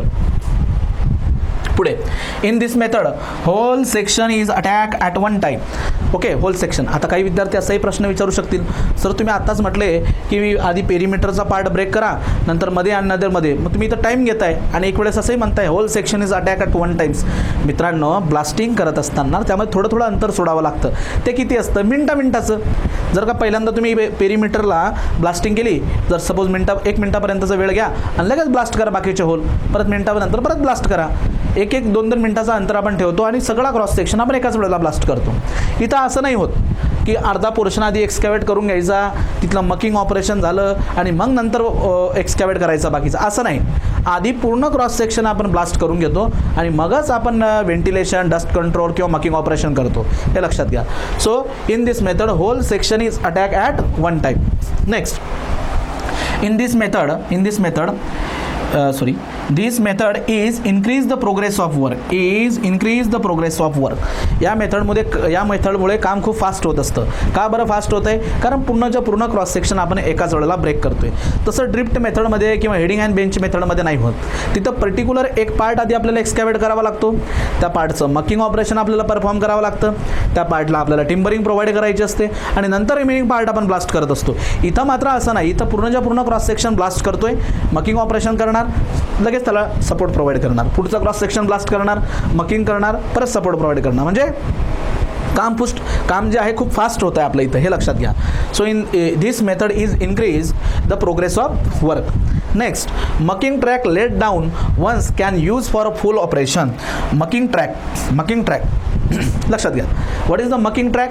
तुम्ही बघितले असणार, रेल्वेचे जसे ट्रॅक असतात का नाही, ज्याला आपण रेल्स म्हणतो, तसे तुम्ही टनेलिंग करत असताना हे ट्रॅक टाकलेले असतात. कशासाठी? मकिंग ऑपरेशनसाठी. आताच मी तुम्हाला म्हटलं की मध्ये 1-1, 2-2, 3-3 किलोमीटरपर्यंत टनेल असतो. मग एवढ्या आतमधून जर का आपल्याला मक बाहेर काढायचं असेल तर आपल्याला लॉंग डिस्टन्सवरती मकिंग ट्रॅक टाकावा लागतो. रेल्वे ट्रॅकसारखा असतो तो. आणि त्यामध्ये मक एकदा लोड केला का त्याला आपण काय करत असतो, ती जे बकेट असते त्या बकेटला किंवा त्याला वेगन म्हणतात, वेगन, त्या वेगनला आपण बाहेर घेऊन येत असतो. त्याची सुद्धा मेथड आहे, ते आपण पुढे बघणारच मकिंग ऑपरेशनमध्ये. सो मकिंग ट्रॅक जो आपण टाकणार आहोत, जो ट्रॅक आपण एकदा टाकलेला आहे त्याच ट्रॅकला आपण कंटिन्यू करतो. इतर ट्रॅकला शिफ्ट करावं लागत नाही. पुढच्या काही मेथड्स आहेत ज्यामध्ये मकिंग ट्रॅकला कंटिन्युअसली आपल्याला शिफ्ट करावं लागत असतं. फुल फेस मेथडमध्ये शिफ्ट करायची गरज नाही. मकिंग ट्रॅक एकदा टाकला का त्याच मकिंग ट्रॅकवरून सगळं मकिंग ऑपरेशन आपण परफॉर्म करत असतो. Okay. It is easy method, required less time for completion of work. इथंच आपण बघितलं की यामध्ये वर्क जे आहे, प्रोग्रेस ऑफ वर्क जे आहे ते फास्ट होतं. सो टाईम ऑफ कन्स्ट्रक्शन कमी लागणार आहे. So it requires less time for the completion of work. But this method has some limitations. या मेथडचे लिमिटेशन काय आहे की in case of unstable rock आहे पण अनस्टेबल रॉक आहे. अनस्टेबल रॉकचा अर्थ असा आहे की एक ब्लास्ट जर केला तर बराचसा पार्ट जो ढासळून येतो खाली, अनस्टेबल येतो. ऑलरेडी त्यामध्ये वॉइड्स आहेत, वीक पार्ट आहेत, त्यामध्ये वीक स्पॉट आहेत त्या रॉकमध्ये. सो तशा रॉकमध्ये आपण ही मेथड वापरू शकत नाही. In case of unstable rock this method is not suitable. Unstable rock this method is not suitable. कारण जर का रॉक म्हणजे पूर्ण सराउंडिंग रॉकचाही विचार केला जातो ना, तो जर अनस्टेबल असेल आणि तुम्ही त्यात ब्लास्टिंग करताय आणि झालं काय की पूर्णच्या पूर्ण रॉकच जर कोसळला तर मग काय होणार की पर्टिक्युलर क्रॉस सेक्शन तर भेटणारच नाही, उलट तो क्रॉस सेक्शन बुजला जाईल. त्यामुळे जर का साऊंड रॉक असेल, हार्ड रॉक असेल तर तिथं आपण फुल फेस मेथड वापरणार आहोत. कारण या मेथडमध्ये कंप्लीट क्रॉस सेक्शन आपण एकाच वेळेला ब्लास्ट करतोय, हे लक्षात घ्या. एका वेळेला आपण ब्लास्ट करतोय म्हणजे विचार करताय का तुम्ही किती एक्सप्लोजिव्ह आपण त्यात फीडअप करणार आहोत. वन टाईमला, इथं टप्प्याटप्प्याने काम नाही करत आहे आपण, वन टाईमला आपण काम करतोय.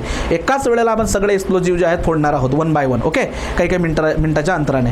आणि जर का अनस्टेबल रॉक असेल तर त्या केसमध्ये तो पूर्णच्या पूर्ण रॉक आपल्या टनेलमध्ये पडू शकतो. त्यामुळे अनस्टेबल रॉकमध्ये ही मेथड वापरली जात नाही. इथंच एक लिमिटेशन आहे. तर मित्रांनो, ही झाली फुल फेस मेथड. अतिशय इझी आणि सोपी मेथड आहे. काय केलं जातं बघा, परत लक्षात घ्या. एकदा मी त्याला परत रिवाईज करतो. व्हिडिओला पॉज करायचं आणि लिहून घ्यायचं याचे महत्त्वाचे पॉईंट. ही मेथड स्मॉल टनेलमध्ये वापरली जाते ज्याचे डायमेन्शन अप टू 3 मीटर आहेत. ओके, अशा टनेलमध्ये. त्यानंतर या मेथडमध्ये होणारं जे वर्क आहे ते 3 स्टेजमध्ये किंवा 3 सेक्शनमध्ये केलं जातं. सगळ्यात आधी काय करायचं, पूर्ण सेक्शनला ड्रिल करून घ्या.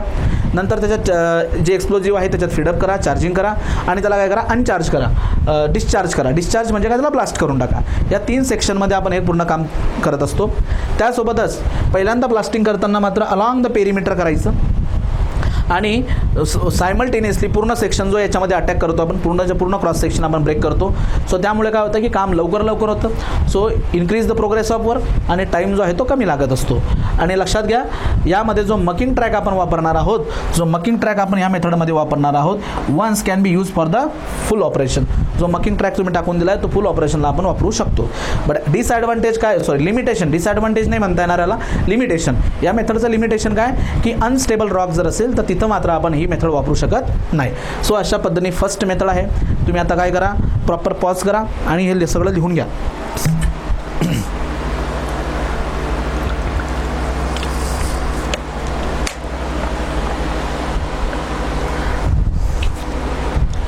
फुल फेस मेथड.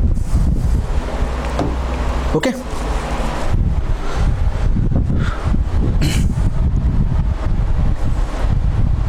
आता जेव्हा प्रश्न बनले जातात ना कुठल्याही मेथडवरती, तर ते असे त्याचे की पॉईंट्सवरती की full face method is not suitable in the case of unstable rock. त्यानंतर it is use for large size tunnel, average size tunnel का small size tunnel, small size tunnel.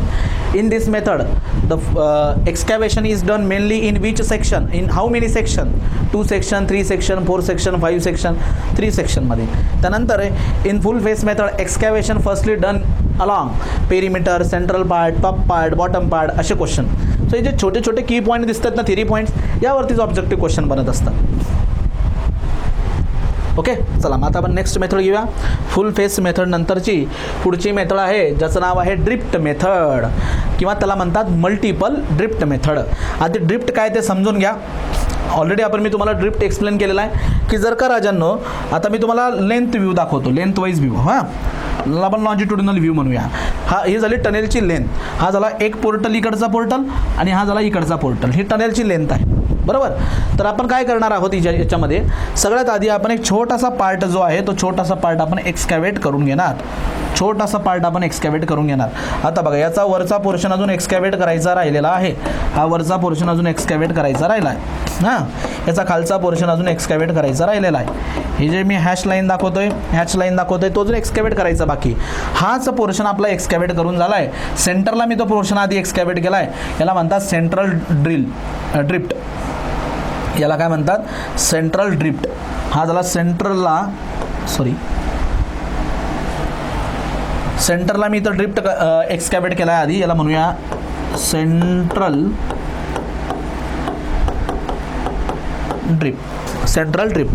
ठीक आहे. हा जो व्ह्यू मी तुम्ही दाखवला आहे मित्रांनो, हा व्ह्यू कोणता झाला, हा लेंथ वाईज व्ह्यू आहे. ओके, याला मी तसं बाजूला घेतो. हा झाला लेंथ वाईज व्ह्यू. आता जर का याचं मी क्रॉस सेक्शन तुम्हाला दाखवण्याचा प्रयत्न केला, याचा क्रॉस सेक्शन सपोज असा मी एक रेक्टँगलच्या फॉर्ममध्ये दाखवतो. ओके, तर यामध्ये काय केलं माहिती का, फक्त जो काही सेंटरचा पोर्शन आहे, हा सेंटरचा पोर्शन आधी एक्सकॅव्हेट केला. बाकीचा पार्ट अजून एक्सकॅव्हेट करायचा राहिला आहे. हा पूर्ण पोर्शन अजून एक्सकॅव्हेट करायचा राहिला आहे. फक्त सेंटरचा पार्ट आधी आपण एक्सकॅव्हेट करून घेतो, म्हणजे त्याला म्हणतात ड्रिफ्ट. त्याला काय म्हणतात, drift. So drift is the excavation of small cross section of the total one. Total जो काही क्रॉस सेक्शन आहे त्याचा स्मॉल पार्ट आधी एक्सकॅव्हेट करायचा. तो along the length of tunnel तुम्ही एक्सकॅव्हेट करू शकतात किंवा स्मॉल पोर्शनमध्ये एक्सकॅव्हेट करू शकतात. आता स्मॉल पोर्शनमध्ये एक्सकॅव्हेट कधी करतो आपण, फॉर इन्व्हेस्टिगेशन पर्पज. इथं आपण या ड्रिफ्टला ॲज अ मेथड म्हणून यूज करतोय.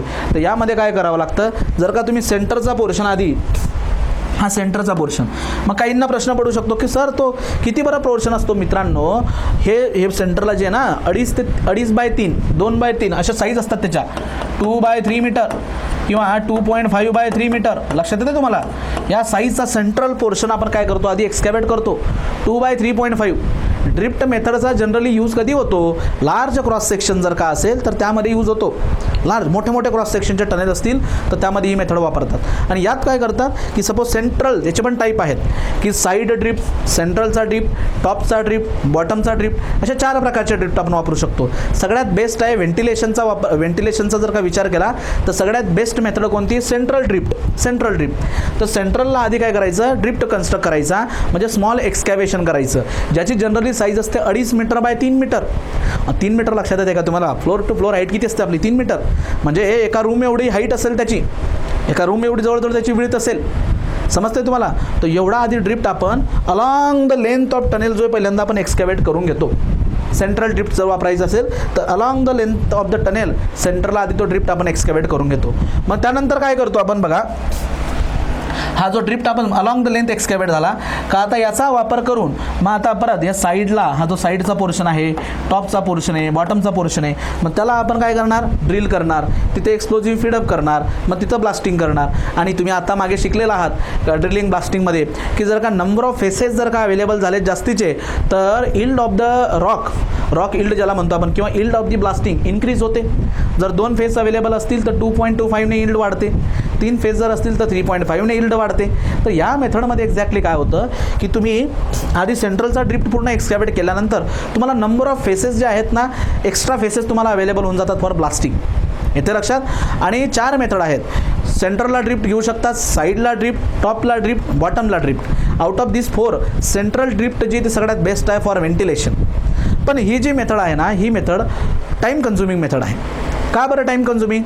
जोपर्यंत आता सर मी सेंट्रल ड्रिफ्ट वापरत असेल, जोपर्यंत पूर्ण सेंट्रलचा ड्रिफ्ट एक्सकॅव्हेट होत नाही तोपर्यंत पूर्ण क्रॉस सेक्शन इथं एक्सकॅव्हेट होत नाही.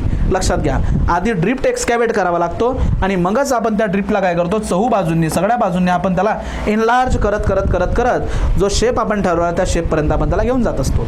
सो प्रायमरी सगळ्यात आधी ड्रिफ्ट एक्सकॅव्हेट करा आणि त्या ड्रिफ्टला आपण एनलार्ज करतो in all direction. He method large cross सेक्शनमध्ये वापरली जात असते. चला मग आता आपण याचं काय करूयात, याच्याशी रिलेटेड जे थेरी पॉईंट्स आहेत त्या आधी आपण समजून घेऊ. सो ड्रिफ्ट मेथड किंवा त्याला म्हणतात मल्टिपल ड्रिफ्ट मेथड. ओके बघा, in this method first drift is driven in a rock. सगळ्यात आधी काय करतात, ड्रिफ्ट जो की स्मॉल क्रॉस सेक्शनचा आहे तो ड्रिफ्ट आधी ड्रिवन करतो आपण, त्याला एक्सकॅव्हेट करतो आपण. First drift is driven in the rock, then whole section is expanded in latter process until it acquired required size of the tunnel. जी काही रिक्वायर्ड साईज किंवा रिक्वायर्ड शेप आपला ठरलेला आहे त्या शेपला पोचेपर्यंत आपण त्याला काय करतो, तो वाईड करत असतो, एनलार्ज करत असतो.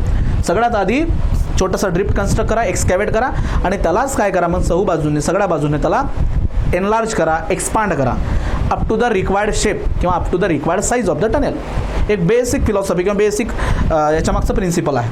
पुढे the number of drill holes are provided all around the drift. आता हा जो ड्रिफ्ट आहे याच्यात सगळ्या बाजूंनी आपण ड्रिल होल्स जे प्रोव्हाइड करतो, टॉपला आपण ड्रिल करता येईल, आता साईडलाही ड्रिल करता येईल, बॉटमलाही ड्रिल करता येईल.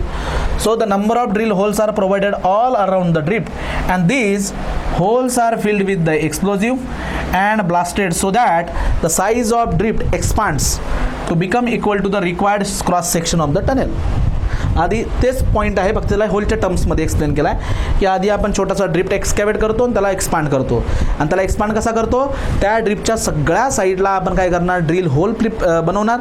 त्या ड्रिल होलला आपण एक्सप्लोजिव्ह फीडअप करणार, एक्सप्लोजिव्ह झाल्यानंतर स्टेमिंग करणार, प्रायमिंग करणार, ब्लास्ट करणार आणि जो रिक्वायर्ड साईज किंवा जो रिक्वायर्ड शेप आपल्याला हवा आहे तो आपल्याला मिळेपर्यंत आपण असं ऑपरेशन परफॉर्म करतो. हे बेसिक प्रिन्सिपल झालं कुणाचं, ड्रिफ्ट मेथडचं.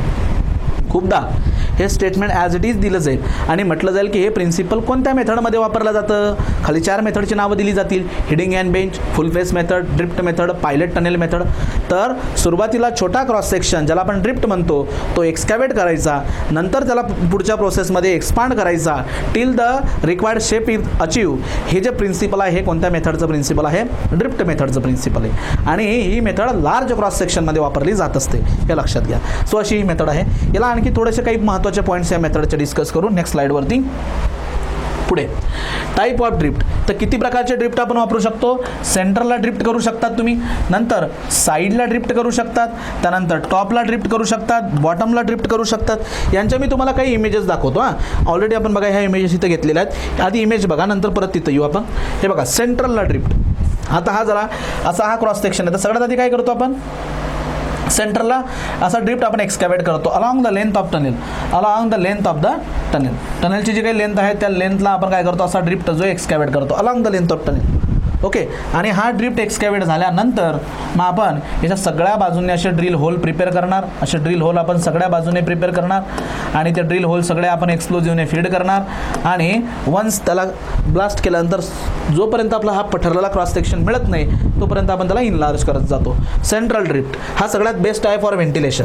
बॉटम ड्रिफ्ट बघा, पूर्ण क्रॉस सेक्शनला काय करायचं की अशा 2 पार्टमध्ये डिवाइड करून घ्यायचं. आधी बॉटमला काय करणार आपण, बॉटमला इथं ड्रिफ्ट एक्सकॅव्हेट करणार अलॉंग द लेंथ आणि मग त्याच्यानंतर वरती अशा पद्धतीने ड्रिल होल, साईडला अशा पद्धतीने ड्रिल होल, इकडे अशा पद्धतीने ड्रिल होल आणि मग याच्यामध्ये काय करणार आहे, एक्सप्लोजिव्ह फीडअप करायचं, ब्लास्ट करायचं. टॉपचं पण तसंच 2 पार्ट घ्या. आधी वरचा पार्ट जो आहे हा आधी वरचा जो पार्ट आहे त्याला पूर्ण अलॉंग द लेंथ हा ड्रिफ्ट इथे घेऊन घ्या, एक्सकॅव्हेट करा. नंतर त्या ड्रिफ्टला मग सगळ्या बाजूने ड्रिल होल आणि एक्सप्लोजिव्ह वगैरे फीड करून मग काय करू शकतात, इनलार्ज करू शकतात. साईड ड्रेन जो आहे हा आणखी एक महत्त्वाचा प्रकार आहे की यामध्ये काय केलं जातं लक्षात घ्या. साईड ड्रेन की साईडला असे 2 जे ड्रिफ्ट आहेत, साईड ड्रेन म्हणतोय मी, सॉरी साईड ड्रिफ्ट. तर साईडला दोन इक्वल ड्रिफ्ट जे साईडला काय केलं जातं, एक्सकॅव्हेट केले जातात अलॉंग द लेंथ, आणि मग यांना अशा पद्धतीने एनलार्ज करत येतो आपण. एकदा हे साईडला झाले का नंतर हा रूफचा पोर्शन आपण एक्सकॅव्हेट करतो, आणि नंतर हा बॉटमचा पोर्शन जो आहे तो आपण एक्सकॅव्हेट करतो, आणि नंतर मधला पोर्शन आपण एक्सकॅव्हेट करत असतो. आता यांच्या मी तुम्हाला काही ॲक्च्युअल इमेज दाखवतो बरं का. गुगलवरून घेतलेला मी काही ॲक्च्युअल इमेज तुम्हाला यांच्या दाखवतो आधी.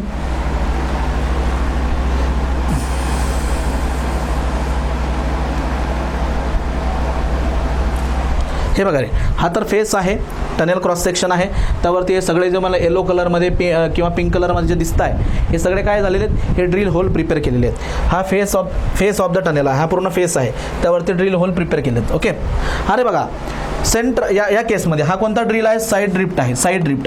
तर इथं साईडला बघा असा ड्रिफ्ट एक्सकॅव्हेट केला आहे, साईडला असा ड्रिफ्ट एक्सकॅव्हेट केला आहे. नंतर वरचा जो पोर्शन आहे असा वरचा पोर्शन तो सेकंड स्टेजमध्ये एक्सकॅव्हेट करतात, आणि जो सेंट्रलचा पोर्शन आहे सेंट्रल कोर हा थर्ड स्टेजमध्ये एक्सकॅव्हेट करतात in case of side drift. हे बघा साईड ड्रिफ्टची ही इमेज आहे, हा पूर्णच्या पूर्ण क्रॉस सेक्शन आहे. तर यामध्ये काय केलं आहे की हा जो काही पार्ट तुम्ही इथं बघू शकताय, हा पोर्शन याला म्हणतात साईड ड्रिफ्ट. हा आधी एक्सकॅव्हेट करून घेतला आहे, नंतर जो वरचा पोर्शन आहे बघा, हा वरचा पोर्शन नंतर एक्सकॅव्हेट केला आहे. आता हा थर्ड स्टेजमध्ये हा जो कोर दिसतोय तुम्हाला, हा थर्ड स्टेजमध्ये एक्सकॅव्हेट करतील. सो अशा पद्धतीने मित्रांनो ड्रिफ्ट मेथड, साईड ड्रिफ्ट मेथडचा वापर करून हे एक्सकॅव्हेशन करण्यात येतं. ओके, मग आता ह्या मेथड कधी कधी वापरतात ते आपण बघूया.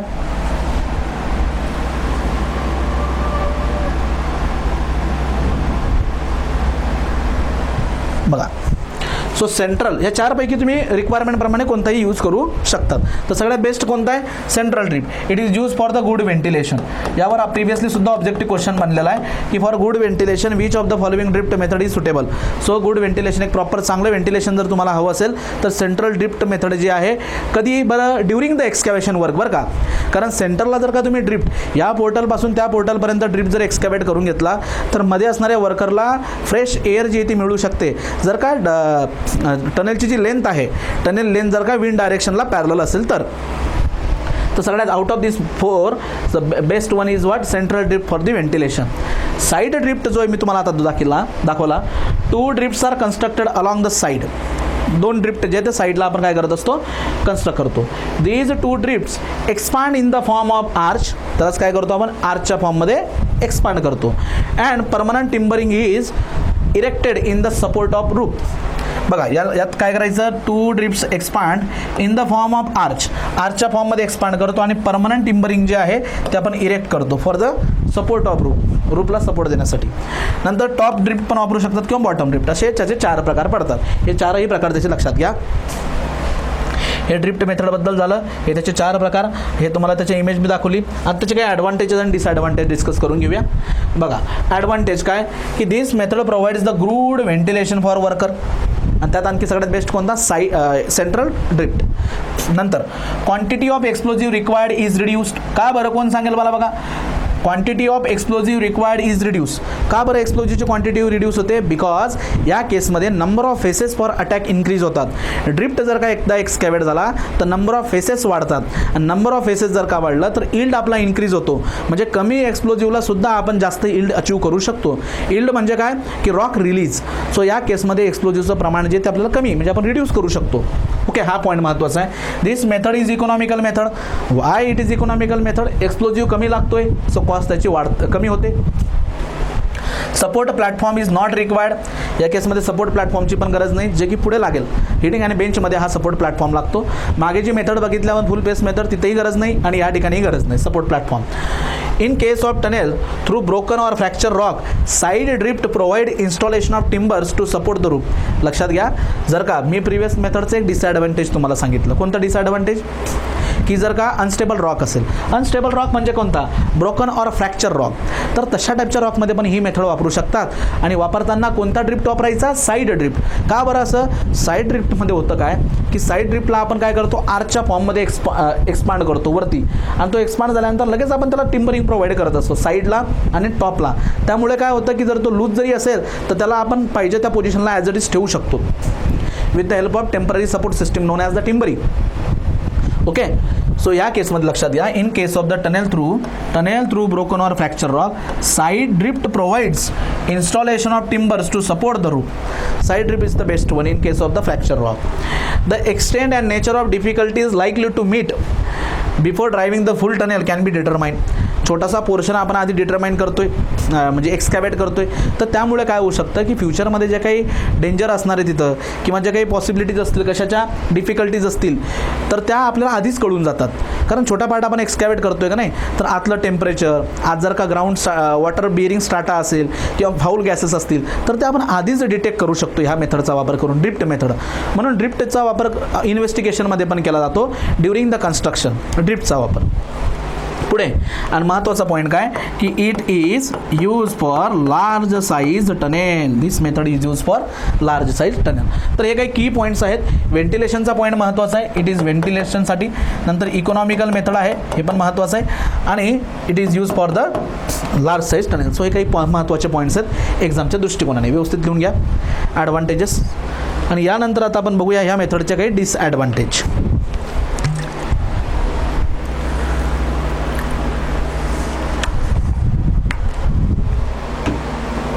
ओके, आता बघा, this method requires more time of construction because याला जास्त वेळ लागतो. प्रिव्हियस मेथड जी आहे फुल फेस मेथड, त्याला कमी टाईम लागतो, कारण फुल फेस आपण एकाच वेळेला अटॅक करतो. इथं मात्र काय आहे की जोपर्यंत तुमचा ड्रिफ्ट एक्सकॅवेट होत नाही पूर्ण, तोपर्यंत आपण त्याला एनलार्ज करता येत नाही, म्हणजे फुल सेक्शन आपल्याला मिळत नाही तोपर्यंत. आणि जोपर्यंत पूर्ण सेक्शन आपल्याला मिळत नाही तोपर्यंत आपण बाकीच्या गोष्टी ज्या जसं की सपोर्ट प्रोव्हाइड करणं, मकिंग ऑपरेशन म्हणा किंवा टनेलिंगची लाईनिंग म्हणा, ह्या सगळ्या गोष्टी नाही ना करू शकत. इथं आधी सगळ्यात पहिल्यांदा आपल्याला पूर्ण ड्रिफ्ट एक्सकॅवेट करावा लागतो. This method requires more time of construction because enlargement cannot be started till completion of drift. जोपर्यंत ड्रिफ्ट कंप्लीट होत नाही तोपर्यंत आपण एनलार्जमेंट त्याचं स्टार्ट करू शकत नाही. So it is time consuming method. Cost of drilling and handling of muck in small drift is high. छोट्याशा ड्रिफ्टमध्ये ओव्हरऑल कॉस्ट त्याची कमी असते, पण छोट्याशा ड्रिफ्टमध्ये जेव्हा आपण ते मक हँडल करत असतो त्याची कॉस्ट वाढते. काही विद्यार्थ्यांना वाटेल की असं का बरं? मित्रांनो लक्षात घ्या, याच्यामध्ये काय करावं लागतं की जो मकिंग ट्रॅक आहे तो कंटिन्युअसली शिफ्ट करावा लागतो. आता बघा, सेंट्रल ड्रिफ्ट जेव्हा तुम्ही एक्सकॅवेट करणार त्यावेळेस मकिंग ट्रॅक जो आहे तो इथं ठेवावा लागेल आपल्याला. त्या ठिकाणी मकिंग ट्रॅक असेल आपला पूर्ण लेंथसाठी, जेवढे मकिंग ऑपरेशन असेल त्यासाठी हा ट्रॅक मी यूज करेन. पण ज्या वेळेला तुम्ही एनलार्जमेंट करणार, सगळ्या बाजूंनी एनलार्जमेंट आता करणार, तर तो मकिंग ट्रॅक आपल्याला काढून घ्यावा लागेल. तो मकिंग ट्रॅक तिथून काढून घ्यावा लागेल. आणि मग जर का एनलार्जमेंट तुम्ही बॉटमपर्यंत आला तर मकिंग ट्रॅक इथं ठेवावा लागेल परत. सो ह्या केसमध्ये काय होतं, इथं पण टॉपचा पोर्शन जर तुम्ही एक्सकॅवेट करताय तर इथं मकिंग ट्रॅक असेल. नंतर जेव्हा एनलार्जमेंट करणार तो मकिंग ट्रॅक परत शिफ्ट करावा लागतो. तर यामुळे काय होतं की कॉस्ट ऑफ कन्स्ट्रक्शन जी आपली ती वाढत चालते. तर हाही एक त्याचा डिसॲडव्हान्टेज आहे की स्मॉल ड्रिफ्टमध्ये जेव्हा तुम्ही एक्सकॅवेशन करतात तेव्हा तिची कॉस्ट जी ती वाढत जाते. So cost of drilling and handling of muck in small drift is high because mucking track is continuously shifted. Next, driving work cannot be carried continuously. यामध्ये टनेल ड्रायव्हिंग वर्क जे आहे किंवा टनेल ड्रिवन करण्याचं जे work आहे, tunnel excavation, हे continuously होत नाही आहे जसं फुल फेसमध्ये होतं. फुल फेसमध्ये आपण कंप्लीट क्रॉस सेक्शनला एकाच वेळेला अटॅक करतो का नाही, तर त्यामुळे बाकीच्या ॲक्टिव्हिटीज करता येतात आपल्याला. इथं असं होत नाही. इथं आधी ड्रिफ्ट एक्सकॅवेट करावा लागतो आणि नंतर त्याला एनलार्ज करावं लागत असतं. ओके, सो अशा पद्धतीने मित्रांनो ही ड्रिफ्ट मेथड आहे. सो आता आपण इथं थांबूया. या व्हिडिओ लेक्चरमध्ये आपण 2 मेथड डिस्कस केल्यात, फुल फेस मेथड आणि ड्रिफ्ट मेथड. ज्या रिमेनिंग मेथड्स आहेत किंवा रिमेनिंग पोर्शन जो आहे तो नेक्स्ट व्हिडिओ लेक्चरमध्ये आपण डिस्कस करूया. काही जर तुम्हाला कळलं नसेल तर तुम्ही मला विचारू शकतात. असाच गोष्टी बघा, अशाच पार्ट आहेत मित्रांनो. हे सब्जेक्ट जे असतात हे काय आपले स्ट्रक्चरच्या सब्जेक्टसारखे नाही आहेत की तुम्ही काहीतरी एखादी टास्क करावी आणि ते सॉल्व करावी. मला माहिती आहे आपला इंजिनियर विद्यार्थ्यांचा ॲनालिटिकल ब्रेन हा खूप चांगला काम करत असतो. तर त्यामुळे जर तुम्हाला काही टास्क दिली ना करायला तर त्यात मजा पण येते. पण हे सब्जेक्ट पूर्ण थेरॉटिकल सब्जेक्ट आहेत. तर याला आपल्याला जास्तीत जास्त पाठांतर खूप महत्त्वाचं आहे. एकदा मेथड समजून घेतल्यानंतर त्याचे जे काही की पॉईंट्स आहेत, ॲडव्हान्टेज असतील, डिसॲडव्हान्टेज असतील किंवा काही प्रॉपर्टीज असतील, त्या डायरेक्टली पाठ करून टाकायचे आहेत. येतं लक्षात तुम्हाला? ओके, चला भेटूया नेक्स्ट व्हिडिओ लेक्चरमध्ये. थँक्यू.